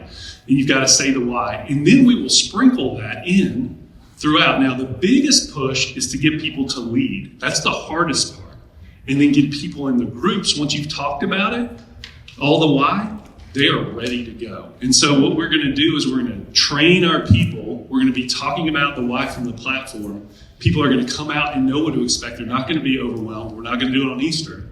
And then they're going to sign up, and then we're going to call. But our leaders will already have started recruiting people. And so maybe you have a clipboard that has signups, and there's already 4 or 5 names on them by Rally Day. So we'll teach you all about how to do all that. The other thing we do is we do it in semesters. And this is hard for people. I talked to someone last night. She was sitting over here. She's a teacher. And she had a group of ladies. What's her name? Christy. And Christy had been meeting since August, and she was literally in tears. She's like, do I have to quit? I love my group, And the answer is no, but no. You have to quit for a month. Because everybody needs time to sit and rest and hear from the Lord. You can't burn people out just continuing leading that group that Pastor Jerry was talking about last night, that Sunday school class that were for young adults, but they're all 50 now. They've been meeting all that time.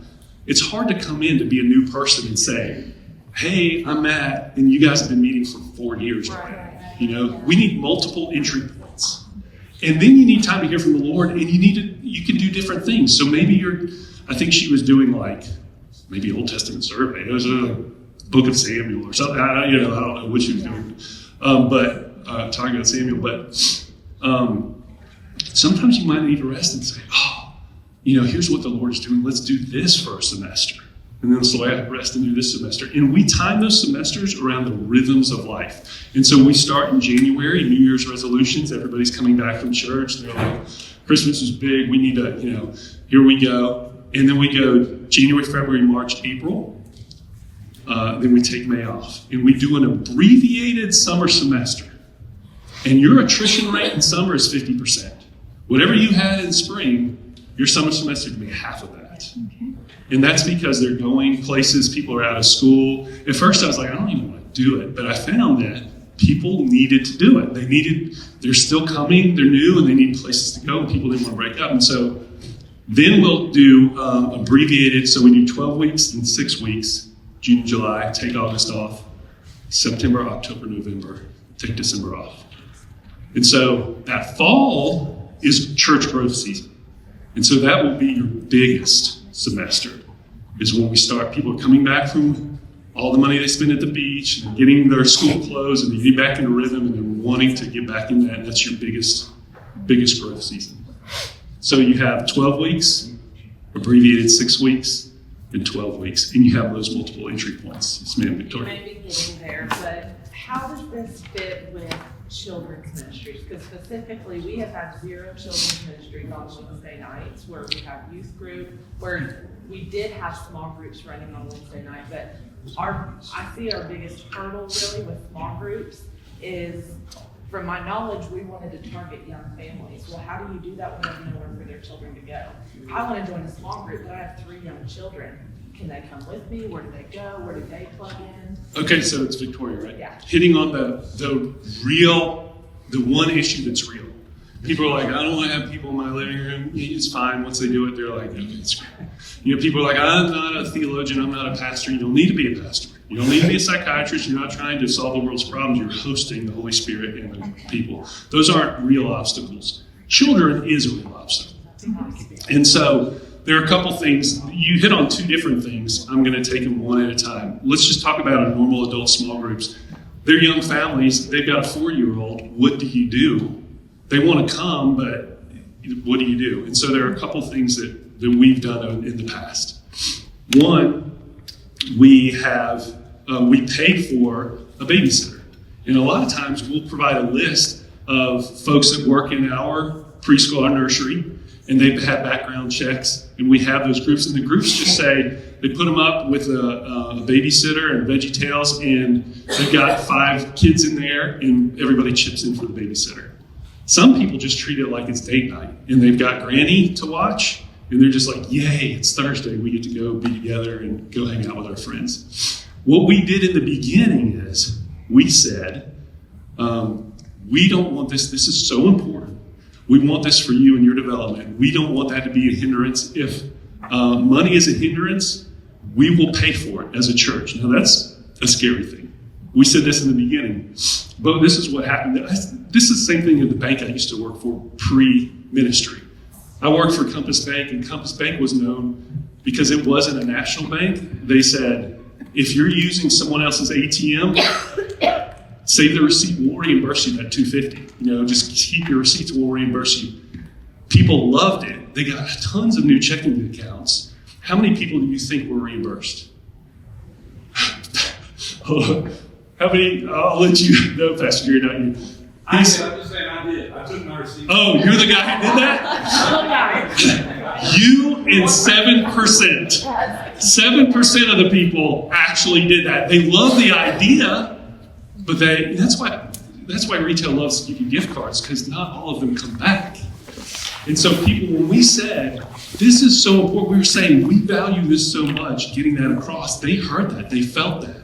Very few said, hey, I can afford a babysitter. When you reimburse me. What we did was we required that for them to fill it out, all the information, we reimbursed them. We did that. That's what we do for that real hurdle. And always somebody's like, hey, you tell me who needed that, and I'm going to pay for that. Mm-hmm. Always somebody. Absolutely. Absolutely. I'm sorry, I was talking. No problem. He was talking. You guys are you're so alike. Sorry, baby. I heard out of my ear here about Wednesday nights, and I know that we've had this conversation that small groups are definitely better in homes when you can do that, but a lot of people still aren't open to that. And we have had really good success with small groups on Wednesday nights here that provided a place for our children and a place for our youth. Did you say that was a no? No, didn't say that. No, not at all. We actually do that.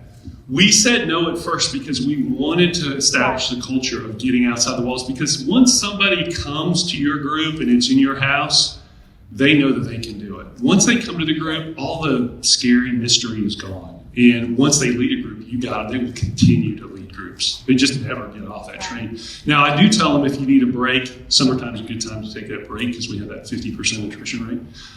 But we also now have groups in our church. But the good thing is we don't have enough room for all the groups. And so the majority are still outside of those walls where life is happening. But they love coming in, and they try to sign up as fast as possible because childcare does happen on Wednesday night. That's an easy fix for them. The issue with that is they're meeting at church, and sometimes it takes a little longer for people to connect because they're not in the park or in a restaurant or something like that. And so that absolutely does happen. I do want to say, before I forget, you guys asked about student groups and kids groups. So at first, we tried to do student groups in schools and homes, but it's tough because not all the students drive. Either they can't drive or they don't. Church van.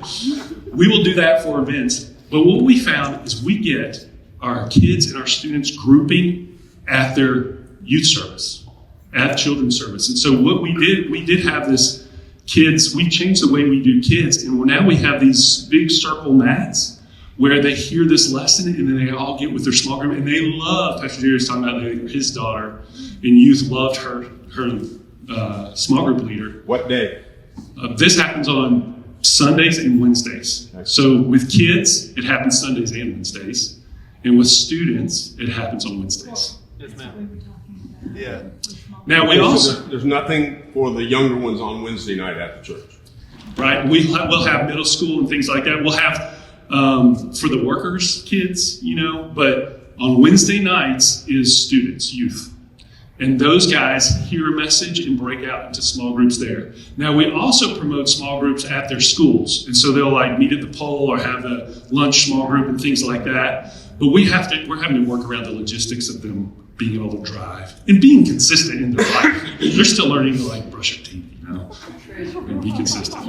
Use deodorant. So we do that, and we're finding a lot of success there. Do you see any gap for the younger kids, like the kindergarten through 6th grade that's not in youth or 5th grade, whatever? We take 1st grade through 6th grade. Matt, repeat her question for the recording, please. The question she's asking, is there a gap between elementary and students? We do the same thing with 1st through 6th grade. And so on Sundays, their Sunday service, we are having worship and a talk, and we break out into small groups with those carpets on Sunday mornings. I guess my question is more Monday through Friday or Saturday, before Sunday. What is the goal for? I'm going to change the language from obstacle to opportunity for those kids. She's asking, what are those kids doing Monday through Saturday? Now, we'll have other things like they're practicing for a Christmas play right now, that sort of thing. Middle school has small groups at the church, but they are doing school and soccer and things like that. And then when they come, that we'll have, in those small groups, we'll have things that they take home and use as a family to talk about. So we're going to do 21 days of prayer, where we're saying as a church, Lord, we have all these plans for 2025, but we're going to start, we want to hear from you. And so we take 21 days, the first 21 days in January, and we do prayer and fasting. And we meet at 6 a.m. at the church to pray together and fasting. And we will have things that the kids are able to take home, and they do it as a family because not everybody can come to the church. And so maybe they're doing it in the car on the way to school, or maybe they're doing it when they get home as a family, that sort of thing. So we have a lot of stuff like that as well. But not smart. Yes? Your number 10 to 12, and you're taking your break at your appointed times. Mm-hmm. What is your approach to say, hey, I've created this environment where these 5-6 couples are meeting, we love each other, we're on fire together, we created this family. Do you let those 5 or 6 couples continue to go semester after semester, therefore there's no room for new people to come? Or do you say, all right, guys, you need to kind of break into 2 groups now and recruit more people? Where is the... Yeah, so the question was, hey, groups that are meeting together for a long extended period of time, they love each other, like the one last night, Christy, in tears like I love my people. What I told Christy last night is keep meeting, but Pastor Brenda was saying those are leaders in there. And so that's all about you. So what about what about the people that don't have that? And so what I said to Christy was, you can keep meeting, but if you stop, you've been meeting since August. Like, take a break. Hear from the Lord, rest, allow multiple entry points. So then Christy's group is going to be, they're going to talk about it from the platform, it's going to be out here. Other people have a chance to get in that group. And then Christy's going to start hearing about raising up co-leaders. And so they can still have that group, but you'll have those other leaders starting to lead other groups. So you'll have more people coming into that group, and those leaders also sharing the wealth. But if that 12 people, let's say you've got the same 12 people, and none of them want to leave that group, but you said 12 is your max, how do you have an entry point? That's where you bring your other leaders. So if you remember, we were talking about, I've had groups with 7, like this time, and I've had groups with 20. And you're going to have bigger groups when you're starting this, because you're going to have more people that want to get in groups than leaders. And so even though you're thinking, I would aim for 10, even though you're thinking that's where you want to land, sometimes you're going to go over that, and that's okay. That's okay. You're going to have those multiple entry points. But if those people don't want to lead other groups, then I would go to them individually, because there's a culture, there's a gap there. So why don't they?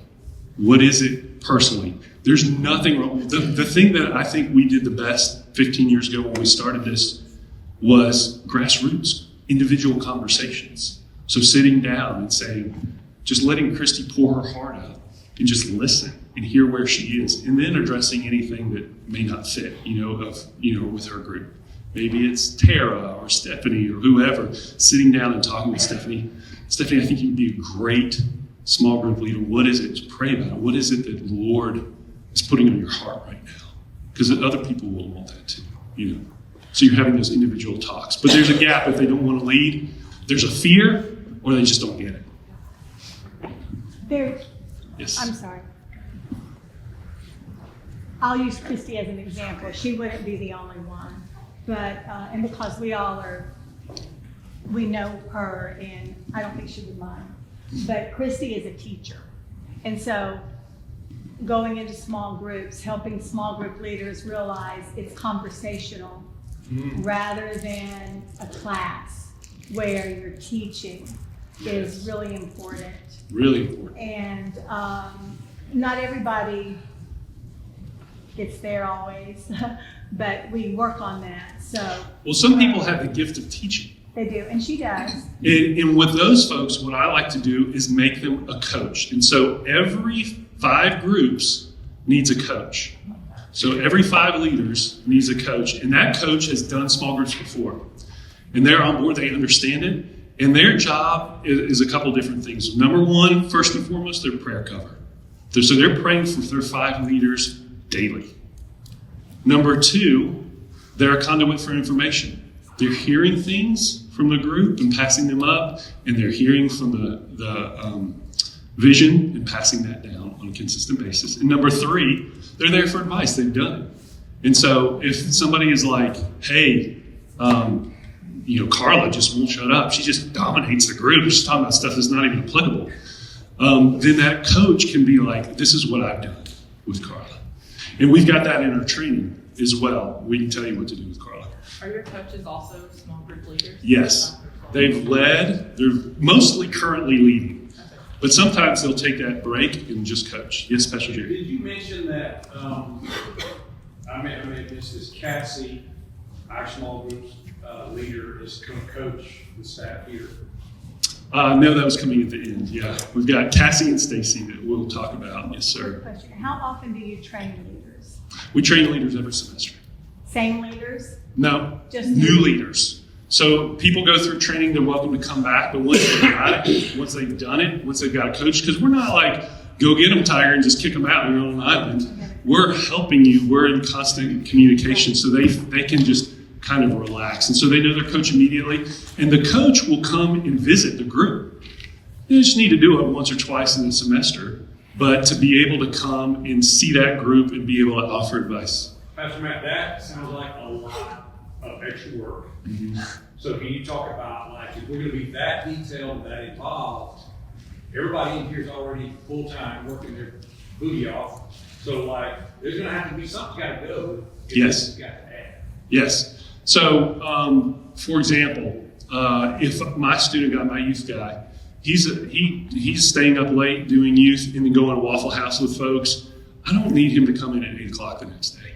I need him to take a nap, sleep in a little bit, that sort of thing. And that's the case that we do with staff. If you're required to lead a group, then we're going to have some comp time somewhere else. And that's the same thing with coaches. With coaches, they're praying, and it's just natural for them. These coaches, sometimes when we started were staff, but then now they're all dream teamers. And they just do it because they love it. They know how good it is, and it's natural. It's like breathing for them. When they ask their question about Carla, they're like, oh, this is what you do. And so, especially for staff, we comp the time. You had a question over here, or did you ask that question? Well, it was springboarding from what Lori said, excuse me, as far as like with Christy's group. I think this is probably more of a women and maybe youth problem or challenge than it would be with men. I'm interested, totally. There are friendships that want to stay together. Oh, yeah. And they are resistant to making room for more or dividing up to make room for more. One thought with that is if we in women's ministry, as we've already planned to do, is bring us all together for certain events. Yes, yeah. But That is that is true about women and men. I was wondering where you were going with that, but that's absolutely, women just group better than men. This is the first time, Pastor Jerry said last night, that our Freedom Conference had more men than women in the history of Daystar Church.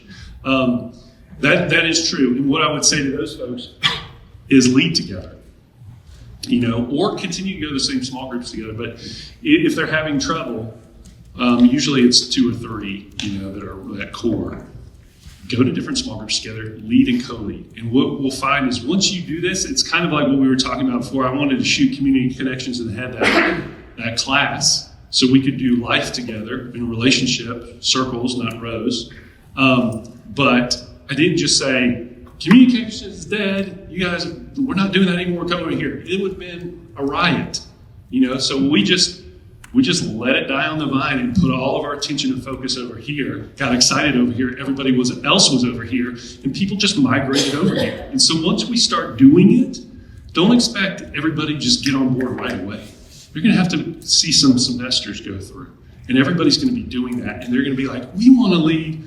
There are some groups that you don't want. Like we had a group, it was a women's prison ministry, and it was called Breaking Free by Stormy and Warren. It was like, well, you can change the title. We're not going to have Breaking Free in the women's ministry, or you don't want people to do beer and fishing. So there are a couple things that we won't do in groups. Number one, we're not going to drink alcohol in groups. Number two, we're not going to require anything from this. This is not business. This is not like multi-level marketing group or anything like that. We're not going to ask anything from them. We're not going to take up tithes or offerings or anything like that. And we're not going to go out of bounds.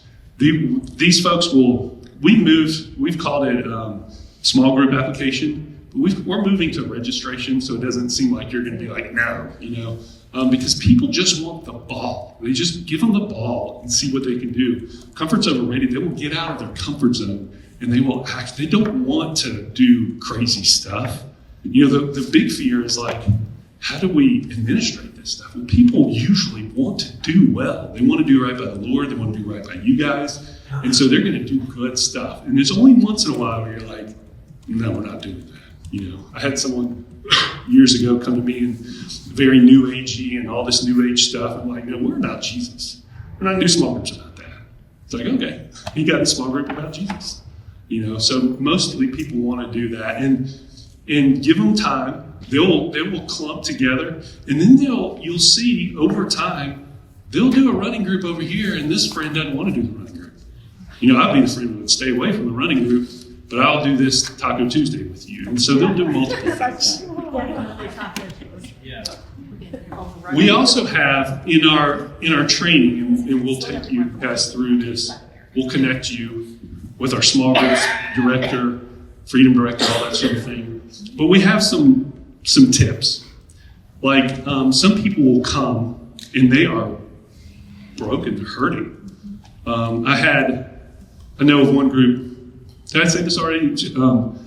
Somebody got cancer during the semester. Went through chemo and radiation, lost her hair. The rest of the group shaved their head in unity. That's cool. I'm not asking you to do that, but that's the connections that they have. But there's some times where Carl will do this, spill all her stuff. Spill all her stuff, and then we don't know what to do. Like, hey, so-and-so just had, her mom just died tragically, or they just found out that her son is on drugs or something like that. We don't know specifically what to do. We will coach them, and we'll coach them with things like ESP.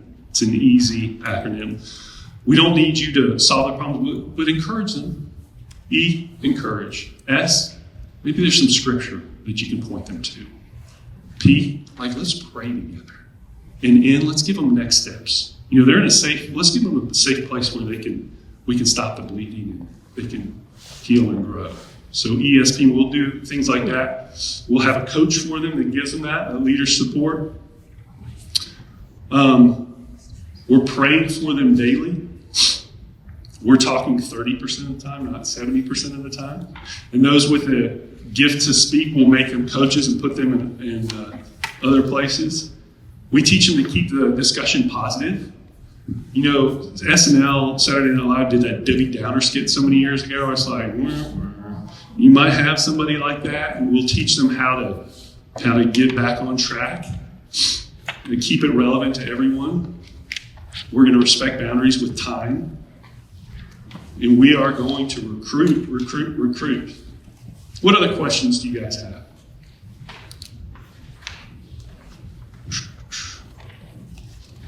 You guys are going to have so many more questions when we get started. What we'll do is we'll connect you with our small groups director. We hired somebody just recently who has been doing small groups for years, for a decade. She has been a coach. She has been a leader over and over again. And she's a product of small groups. I'm a product of small groups. And then we have somebody else who is our freedom coordinator. And that's a whole nother thing. Pastor Tom, Pastor Brenda, do we want to talk about freedom a little bit, or do we want to wait on that? I think so. We talked about it a little bit last night, that freedom is... Can I just say something? Yeah, please. I think the easiest leap for us to freedom groups is something similar to Cleansing Stream. Don't get that locked into your brain, but it is a kind of a deliverance ministry without the weirdness kind of thing. All right, of dealing with wounds and rejections and shame and unforgiveness and brokenness. It really is. Like inner healing. They all sort of flow together. Absolutely, there's a definite need for that, and that is a huge component of it, but there's also just a lot of Bible studies, so there's homework. Not every small group has that kind of homework, and so people are looking at Scripture in a way that they haven't before. And so when we went through as a staff, some of the people were just elated, like, oh my gosh, some people were mad. Like, why didn't somebody tell me this 20 years ago? I've been burning DVDs and swimming in denim skirts and stuff and doing this religious thing. And it's true story. And they're like, this is what the Lord's been doing all along. I think one way I would sum it up is there's a scripture, Jesus says, if you love me, you will obey my commands. Now, some people will hear that as, if you love me, you'll obey my commands. Right. But what God wants you to hear is, if you love me, you'll obey my commands. Right. It's easy. Right. And that difference is expounded, and people come out. I was just looking, I can show you guys after this, people are getting on social media and just like, my life has changed. They're just shouting from the rooftops because their life has changed forever. And then they come back and do it again and again and again. But it requires, it's more in depth. And so what we did is we took our staff through it. And then we started leading kind of these underground groups that we didn't open up. We just selected leaders that we thought would go through that and do well. And then we had those folks, we told them, like, we want you to come. This is the coolest thing. And we're going to do this together. And you're a selected few. And we're choosing you because we want you to lead this as when we're done. And so those folks led it. So we had, at first we only had, this many groups, like 5-10 groups or whatever, but we had 50 people in them. And then we were able to come out and lead, because you cannot just lead a group without being led, without going through it first. And so that's what we plan on doing, and we will launch that in the fall. So small groups now, freedom in the fall. You stay with me, Pastor Matt. We're going to wrap up with just a couple more thoughts, and then we got to get on the road. And you guys can get some lunch. First of all, thank you, Matt. Y'all welcome, and thank you, Matt. We worked with Matt really, really, really hard. And immediately when I thought about coming up here, my first thought was to bring Matt. And then I thought, I already know what he does on Thursday and Friday. That'll never work. And so when I was talking to him, he's like, well, I could come. And I was like, really? Yes, come. So I appreciate him moving some things around to make that work. I just had 2 or 3 quick thoughts, and then we've got time for a couple questions, and then we're going to hit the road. We're not. Y'all got to stay a little bit. Yeah, I mean, we are going to hit the road because we have a long way to go. But I do want you to know that the way you turn a church or make adjustments is the way you turn a cruise ship. Not the way you turn a speedboat or a jet ski, okay? I love taking my kids out on the jet ski, turning it 180 degrees, they go flying off, right? That is not what we want to do with the church, okay? We don't want anybody to fly out off the side, and if you turn a cruise ship that way, you lose all the people. So we're going to make slow, gradual changes, okay? Because as I said, what's going to happen this coming Sunday, what is that, 2 days away? Life change is going to happen. It's going to be a spirit of joy and refreshing and hope here. Worship is going to be just engaging. It's going to touch people's hearts. The message is going to be biblical and anointed and really kind, sweet, caring people. I'm going to greet everybody. That's a really good thing. All right? Before we make any changes, before making anything else. So we're not pants on fire. Let's throw everything out. That's not where we are with this church. We're going to make each step deliberate and slow and make gradual changes. The step we're on right now is small groups. And it does require a lot of focus, and it requires more work in that area than you're currently giving in that area. Everybody in this room will have to give more work in that area. So now if you've been sitting around going, I need something else to do. I'm only working 20 hours a week. I need something. If that's you, great. We found what you need. Okay. If on the other hand, you're like, my God, I am so busy, then you're going to have to figure out what is less important, less valuable, and less necessary. And you may have to talk to Pastor Brenda to help decide what that looks like. Okay. Because when we focus, all of us focus on the same thing, that laser burns a hole through a steel wall, okay? But when we're scattered, we don't move as much, okay? When Pastor Matt was talking about, we're going to do this great training, but then you don't have to go back to training. 10 years from now, you're still leading small groups, but it's because we're coaching all along the way. Well, who's doing that? I don't know yet. We'll figure that out. But that takes time. That's going to take engagement. And when we say everybody in this room is going to lead a small group, well, that may not be something you're currently doing. So that's adding time. And you don't lead a small group by sitting at your desk, typing in the description of a small group and sticking it on the website. That's not how that works. You make phone calls, you have coffees, you recruit team members, then when they show, you shepherd that group. You personally check on them, call them, get in their business, know what's going on in their life, pray over what's happening. Like that's time, that's all time, that's work. So something has got to go for most of us to replace that time. And what we don't want to go is your prayer time, your time with the Lord. We don't want to trade that. Your time with your family, we don't want to trade that. Your sleep. You're like, well, I've been sleeping like 7 hours. I could just sleep 5. That's not a solution. So we've got to find out where now Netflix could go. Hallelujah. Some social media. I'm starting to preach now. Like put limits on your social media. That'd be great. Because there's probably a lot. One thing that will just really hurt your feelings is to go to your screen time app and see just how much time you are spending on social media. And Not you, Kensington. She's in charge of social media. oh, okay, you got to character. Yeah, you got to stay on social media. Okay, so the 4 things that we say we do are really the filter. Okay, and that is weekend worship, growth track or next steps, small groups, and dream team. You come to me and you give me something that really promotes one of those 4 things, I'm going to put all the energy behind it. You come to me and you say, well, I can't do small groups because I've got this thing over here, and you can't show me how that thing promotes the 4. It's got to go. Now, the better way to do it is to take that thing and just adjust it to feed small groups, okay? Somebody comes to me and says, hey, I was just at an amazing women's conference. Why doesn't our church have a women's conference? Can we have a women's conference? Okay. Weekend services. We're not going to be because then we leave all the men out that day. So it's not going to be a weekend service. Next steps.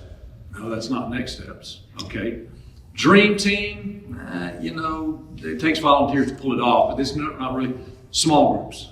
Okay, so we can have a women's conference if and only if the women's conference is designed to launch women's groups. I'm going to have, Pastor, we can have 300 women come to the women's conference. I don't even care. Yeah. How many of those women can you convert into small groups? Yeah. Then, dude, I'm all about the women's conference or the men's conference or whatever else. But just because there's a problem with men in the church and men aren't stepping up, and I was at this great men's conference and we should have a men's conference, that's all good stuff. But it's got to be one of the 4. Okay, because if I open the filter to all the good stuff, there's a lot of good stuff we could be doing, right? The million good things we could be doing. But we're going to figure out the 4 things that we want to do. And within those parameters, a lot of things can work with small groups. A lot of things can work with small groups. Again, if you're thinking about something that you need to shift into a small group focus, let's remember we're not going to shift it like a jet ski. We're going to shift it like a cruise ship. Slowly, methodically make that shift. Your elaborate theoretical story about trunk or treat candy, we just did that exactly. Point for point. Okay. And we gave away a lot of candy. Yeah. I walked away saying, we missed the boat on this. Yeah. Totally. Right. There was not a plan to engage anybody that came and everything. And as we were driving away, I said, this can't happen again like this. Yeah. And we had, 3,000 or 4,000 people come on the campus. Yeah. Mm-hmm. So there is the gain of exposure. But we want more than that. We want engagement. You said the word. Do. We want engagement. Yeah. But and of course, I know you bust my chops about constantly going into Scripture, but Jesus avoided that very. I'm into Scripture. I believe in Scripture. I'm really sounding well about me philosophizing everything, but you say stuff that explodes, and I want to know where it's in the Bible. It's great that you said it, but I want something more than I heard Jerry Lawson say it. I want to know why it's always there, and you know that we've got 20 years of doing this where I would go down those paths, and Jesus categorically avoided exposure. They wanted to make him king after their trunk or treat where they gave fish and loaves of bread out, Yeah. And he said, that's not what this is about. And But to your point, unless you're going to become part of the family, eat my flesh and drink my blood, that's gross. But he was building the bridge, clearly the community and what he was after. And if it didn't serve his purposes, he was the same way. He's no, not doing that. Anyhow, that was really powerful in the fact we've just done that, and many would see it as a great success. I mean, we had drone shots of thousands of people here on the campus, and it was a cool thing. But that was it. Yeah. So I think a good next step for everyone here would be a good filtering. We've used that word a lot. Filtering your calendar of events and activities through those four things. Does this activity promote these four things? And then you don't just throw it out. You talk to maybe Pastor Brenda or whatever you're up. I don't know the whole org chart of the church, but you talk to people who you answer to and make sure this adjustment fits and it works. And we have to make sure that there's not too much at one time. If a church just cannot withstand, we don't want to lose the good thing that we do have here. I've said that several times. It's a really good church, a lot of good things, and we don't want conflict and division and confusion. So the church can only manage so much change at one time. So let's not just, throw this church into, a sharp 90-degree turn. So that really is on Tom and Brenda to just really sort of manage that. And you might come with a great idea and they go, pump the brakes. No, it's on Brenda. I do everything at once. I was like, Pastor Brenda. Okay, that's on Brenda. We all agree. All those in favor say aye. Aye. Okay. Can you feel the love? Well, I told Tom that I'm going to preach his funeral one day because he's, older than me and Lord willing, I'll outlive him. And the sermon title is going to be The Burden of Being Tom Sturbins. I've never felt the burden of being Tom Sturbins. I wake up every morning. I only know how to do one thing. I'm a one-trick pony. I can just lead the church. That's all I can do. Tom can do so many things. It's got to be a burden to know that you can go sing, you can go lead, you can go be a theologian, you can speak at a seminary, you can go to ministry to military and inspire troops. No troop cares what I think. I'm just going to do my one thing. Do they know that Pastor Tom is an overseer for us? Oh yeah, he can go to Daystar and cast vision and inspire our team. He's one of the overseers of our church. So he can build cabinets. He can do he can do a car. He can do anything. That's right. So we're going to put him in a preaching box and a vision casting box, and we're going to put the team around him that carries that vision. And I think that's healthy. That's a wise move. I love that. Lastly, I just want to thank you all for giving me the opportunity to fulfill my calling. God spoke to me about 17 years ago and said, I want you to change your focus to being an influencer of influencers. And so I kept doing what I was doing, but I just narrowed the scope a little bit more on who I'm going to influence and who I'm going to focus on. And so that's what I have to do to please the Lord. I have to do that. And if you didn't do what you do, I couldn't do what I do. So before I leave, I want to thank you for doing what you do, because it gives me an opportunity to honor God's call on my life. We're going to be doing this for about a year together. I won't be up here very often, but really we'll Zoom together once a month, and we'll just take one step at a time. Got a loose structure, but we really want to, the church is a living, breathing organism, and so we're not going to try to make it move at the pace we want it to move at. It may move faster and we can speed up. It may move slower and we need to slow down. So we just, more than a structure, we've got a list of things that we want to work through together. And we agreed, the Sturbins and I, that we wanted to start with small groups. So that is where we are. And I'm kind of going to wrap up. Pastor Brenda, did you want to say anything before we get out here? I'm going to keep it just a few minutes because I told them till 1. Okay. So what time is it?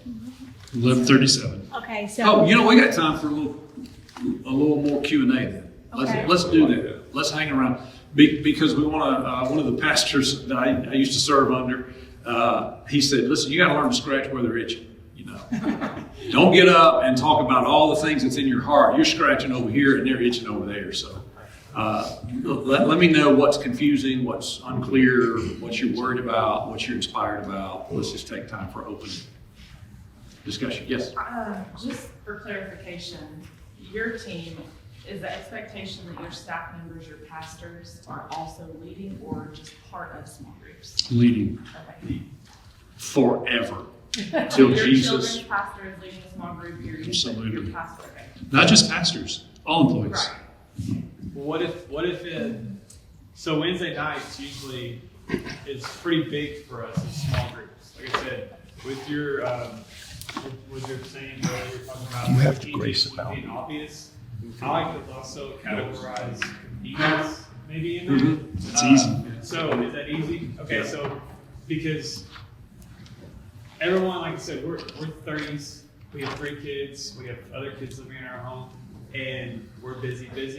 Yeah. But being in small groups, we both have led small groups and been a part of. But like me transferring into this new year as children's pastor and stuff, I want to create a platform for parents to come and be a part of small groups, but also not just have kids being babysit. I want to be feeding into them. So is there a sense of like that okayness to say like I can have kids come at Wednesday because we have youth, but also have kids have small groups like children's ministries? Well, that would be part of what you do for your job. Right. But we want you to lead a small group outside of that. And so that may be a group on Thursdays or Mondays or Sundays or whatever, where you are iron sharpening iron, and maybe those people are all of a sudden going to be serving with kids because they love you and they Or it could be your volunteer corps. Yeah. You're pouring into them. Like you don't have to go. I think what makes it complicated with your schedule is when you try to reach so far outside of your normal circle.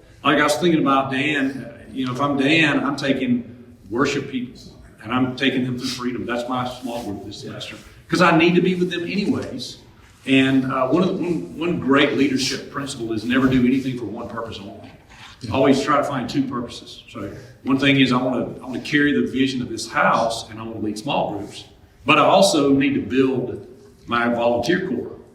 Okay, let me just target volunteers and people I hope will volunteer, and that's my group. So the idea of just randomly trying to figure out another night to do another thing and reaching other people is tough. But if you just say, what have I already got going on, and how do I make that smaller? Yeah. So here's an example. One, remember we're comping that time and so if somebody has a small group on Thursday night, they may come in later on Friday, whatever it is. But like I play pickleball, I play tennis, and I'm playing pickleball anyway. I just made it a small group. Come on with me. This is where we're going. I was doing it anyway. That sort of thing. Some people it's lunch. It's leadership lunch. Pastor Jerry's done before, and things like that. So it doesn't have to be some big thing, but people want to be around you and they want to know what you know. They're hungry for that Elijah. Yeah. Yes. Yeah, I do. I'm sure you guys probably have heard a little bit about the Encore group that we have here. We have like a leadership group of 40 people. We have broken that down now. We call it teams. We have like a program team, decorating team, food team. So we meet with them, and that's really kind of what we've even talked about. Yeah, small groups. We've talked about serving possibilities.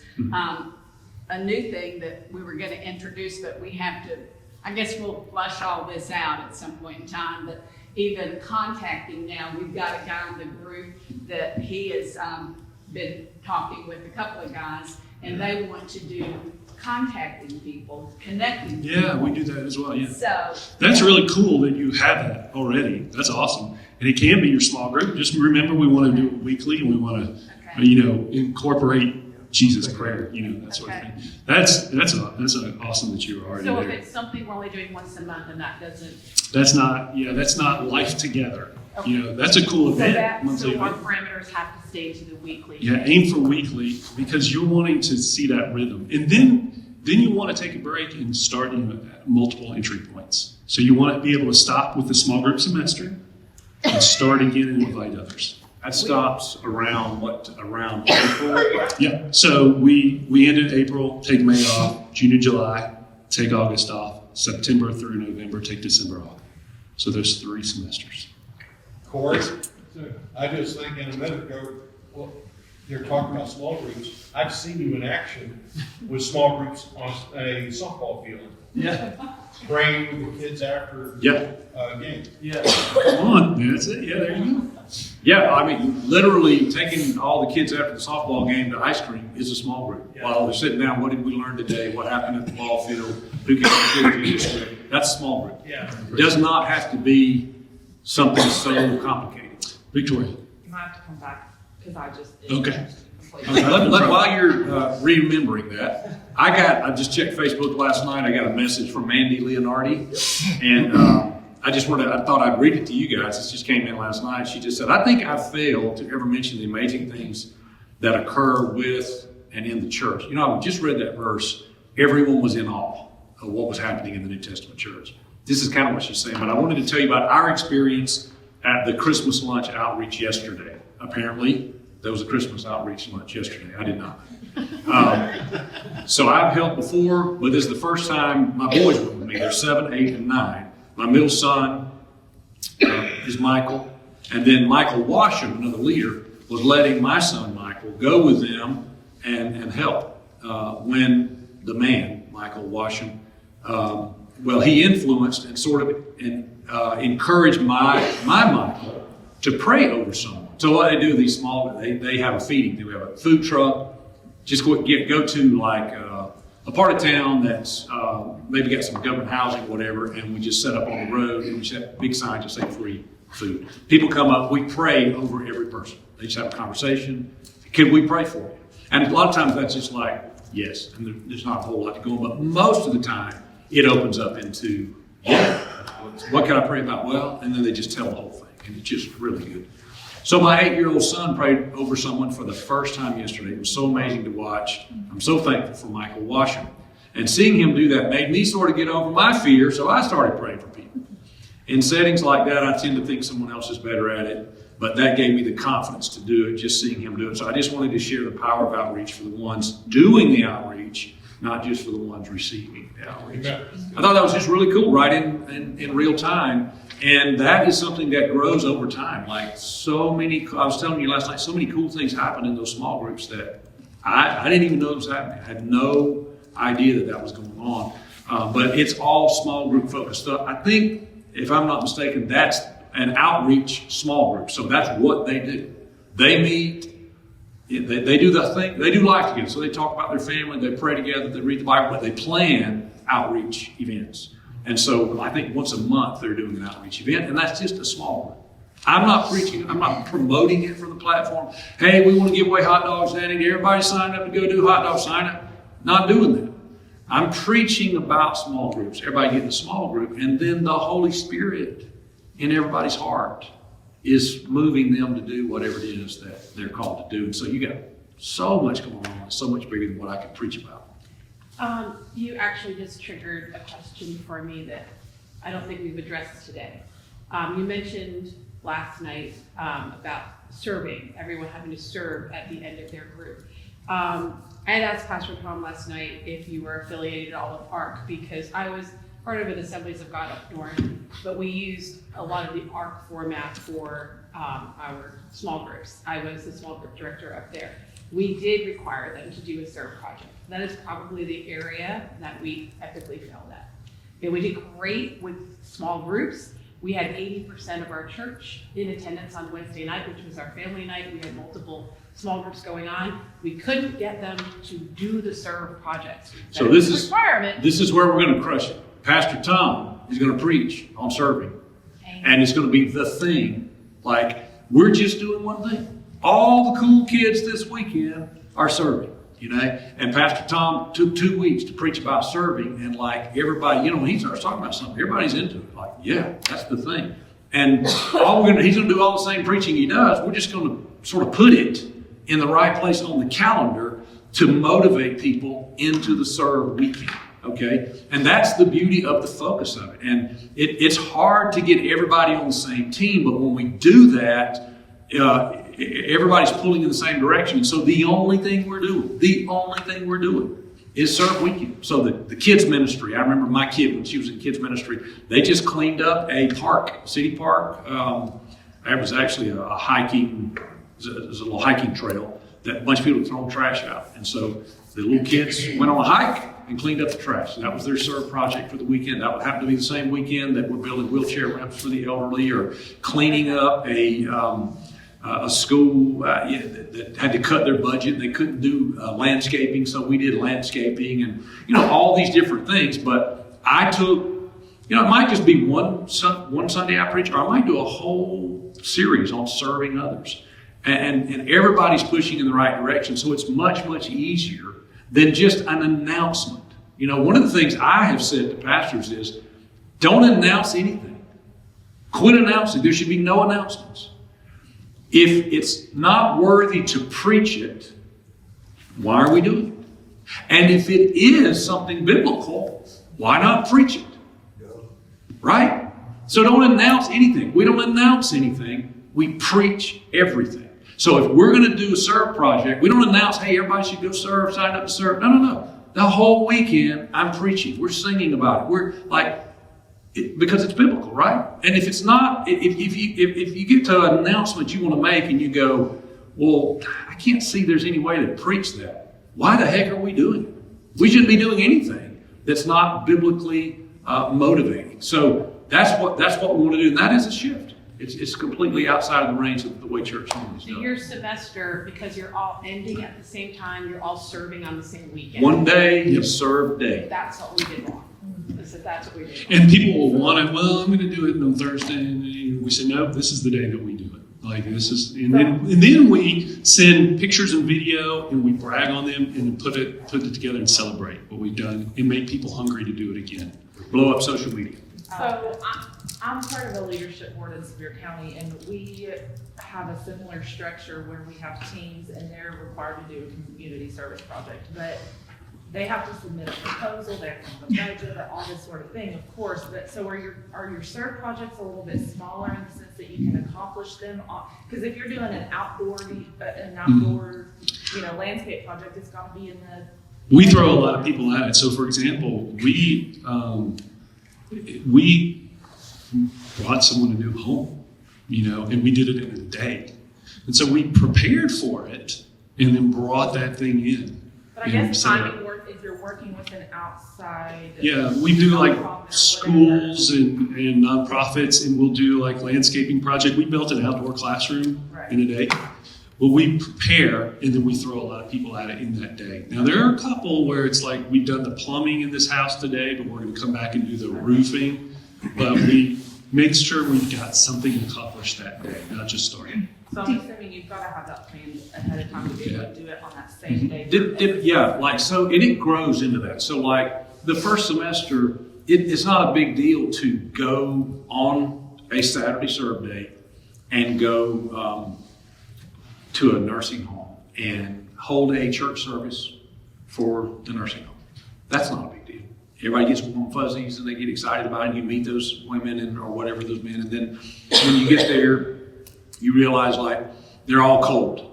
Next semester, our next small group, we're buying Snuggies for all of the nursing home ladies, and that's the next semester. So it kind of builds, and it can be very, very simple and easy. We did not contact Parks and Recreation to find out if we could take trash bags and pick up the trash. We just went. And it's really hard to yell at 8-year-olds for picking up the trash at the park, And my ministry motto has worked for me, and I've never been thrown in jail yet, that it is easier to get forgiveness than permission. And we just do stuff. And I've done a lot of stuff and rarely have to ask for forgiveness. So I don't do a lot of registering. Do you sometimes combine small groups? A lot. Like we did that house, almost the whole church was on. We built a bus stop in Hartselle because the mayor said he needed a bus stop. We had 2-3 small groups on it. Okay. Yeah. So then you just kind of have a list, like we're going to have these 4 different things, and your small group needs to do one of these. No, well, we want them to do it, because if we tell them what to do, they'll do it. But if they tell us what they want to do, they're really going to do it. They're going to remember it. They're going to be passionate about it. But some folks don't know, they just can't get it together. They don't know. We will have a list for them, for the folks. And some people who are just now, they haven't even come into small groups that semester. We want them to come, and we'll put them in groups, and we'll have a list of things that they could do. Survey, everybody shows up in the lobby on that morning, 8 a.m. We got coffee and donuts. It's a rally point. Small groups director, our pastor, is casting vision, or the campus pastor, casting vision. Everybody gets motivated, and we say, okay, go with your small group leader. If you're not sure what your project is, you don't have a project. If you want to go to the nursing home, go over here. If you want to help us build the playground, go over there. So like you got a lot of people that they didn't pick a project, they just go join in, you know. But we worked through the semester for them to, you know, they got those coaches like, what's your project? What's your project? What about this? What? They submit to you what their project. Yeah, because we want to know where they're going. We want to film them, high five them. They've got T-shirts on. We want to make sure it's okay. Yeah. We don't want to do anything crazy. Do you give those shirts away for serve days? We do. Yeah. Well, last time we sold them. Well, we gave them away, and then anybody else, it's like $5. We just wanted to make those back. It's about time to do it again with those shirts. But we give a lot of stuff away. You know, we have pins that say Daystar Church. We want them on ball fields and banks and stuff like that. So we'll give a lot of stuff away. I remember my previous question. Since the focus is small groups, what are your big events that you all have found to help focus those small groups? Because churches oftentimes have like Easter is a big thing, Christmas is a big thing. Like, what events do you all find target small groups well? So, Go ahead. All our big events, we're looking to capture information. So trunk or treat wouldn't be the worst thing in the world if you've got those information and they know that you're contacting them. And so we use Planning Center Online, like you guys do, and we are building databases, and we're target marketing them, small groups, you know, or anything like that. So when we do a conference, whether it's a marriage conference or men's or women's or something like that, it's always small groups. And then with something big like Easter or something like that, we're getting them into next steps where we tell them about the small groups. But those are the next steps. So your events, you are making sure that you are able to capture data. If you can't capture data, you're not necessarily considering it. Yeah, the question is kind of what's the point, you know? Right. We did what you guys did. We did a huge egg drop in our Madison city, and we had thousands of people. We dropped them out of a helicopter. We didn't capture data. Not the thousands of people, but the eggs. Yeah, thousands of eggs, sorry, out of the helicopter. And we didn't capture data. So we did it again in Hartselle, and we captured more and more data every year. And it was like this huge event in our city of Hartselle. People look forward to that, and we captured so much data, and then we would target market those folks. How did you capture the data? They had to register. Oh, they had to register. Yeah. Yeah. And then in Easter, we will have a giveaway for FTAs, first-time attenders, or if you brought somebody, come over here, you get a cool shirt, whatever it is, and we'll capture, they'll register for it. Bring us that, and we'll trade it for the shirt. Right, So there's another module we'll get into later on follow-up that Brenda, you saw us teach on that a long time ago, but like what we used to teach on follow-up is Stone Age compared to what we're doing now. We've just really gone to the next level and taken all that data, running it through all the programs that are available now, computer programs, and just really being able to target the market. When we open a new campus, or we launch a new church, we'll do blanket mail-outs, but it's very costly, and the return is like 3%. But when we get good data from people who would come to like the egg drop or a trunk or treat, you know, you get 3,000 people at a trunk or treat. Well, those are what we call hot leads. I don't mind mailing them stuff because they know where we are, they know who we are, they have received from us. Now we're going to ask something from them. So if you wanted to blanket a 5-mile radius of this church with mailers, it cost you $20,000. But if you wanted to hit those 3,000 people, you do it for, or those 3,000 people that came, you could do that for $500-$700, and you get just as many people to come back as if you did the $20,000 mailer. But nothing is better for growing a church than an invite culture, and nothing is better for an invite culture than small groups. Yep. So we're going to start there. That's 90% of it. All that other stuff is 10%. That's why we're starting with small groups. Any other questions? All right, great. We're at 1 o'clock in Alabama, so. Oh no, we're at 11. Oh yes. Thank you. We're in better shape. We do have to get back. So I was doing that backwards. I just sat back there. But we do have to get back. Yeah. So is there anything else before we? Well, we'll be seeing you in January over a screen or something, and we'll stay connected. And I'll hand it over to Disturbance. Thank you guys. Thanks, guys. Thank you.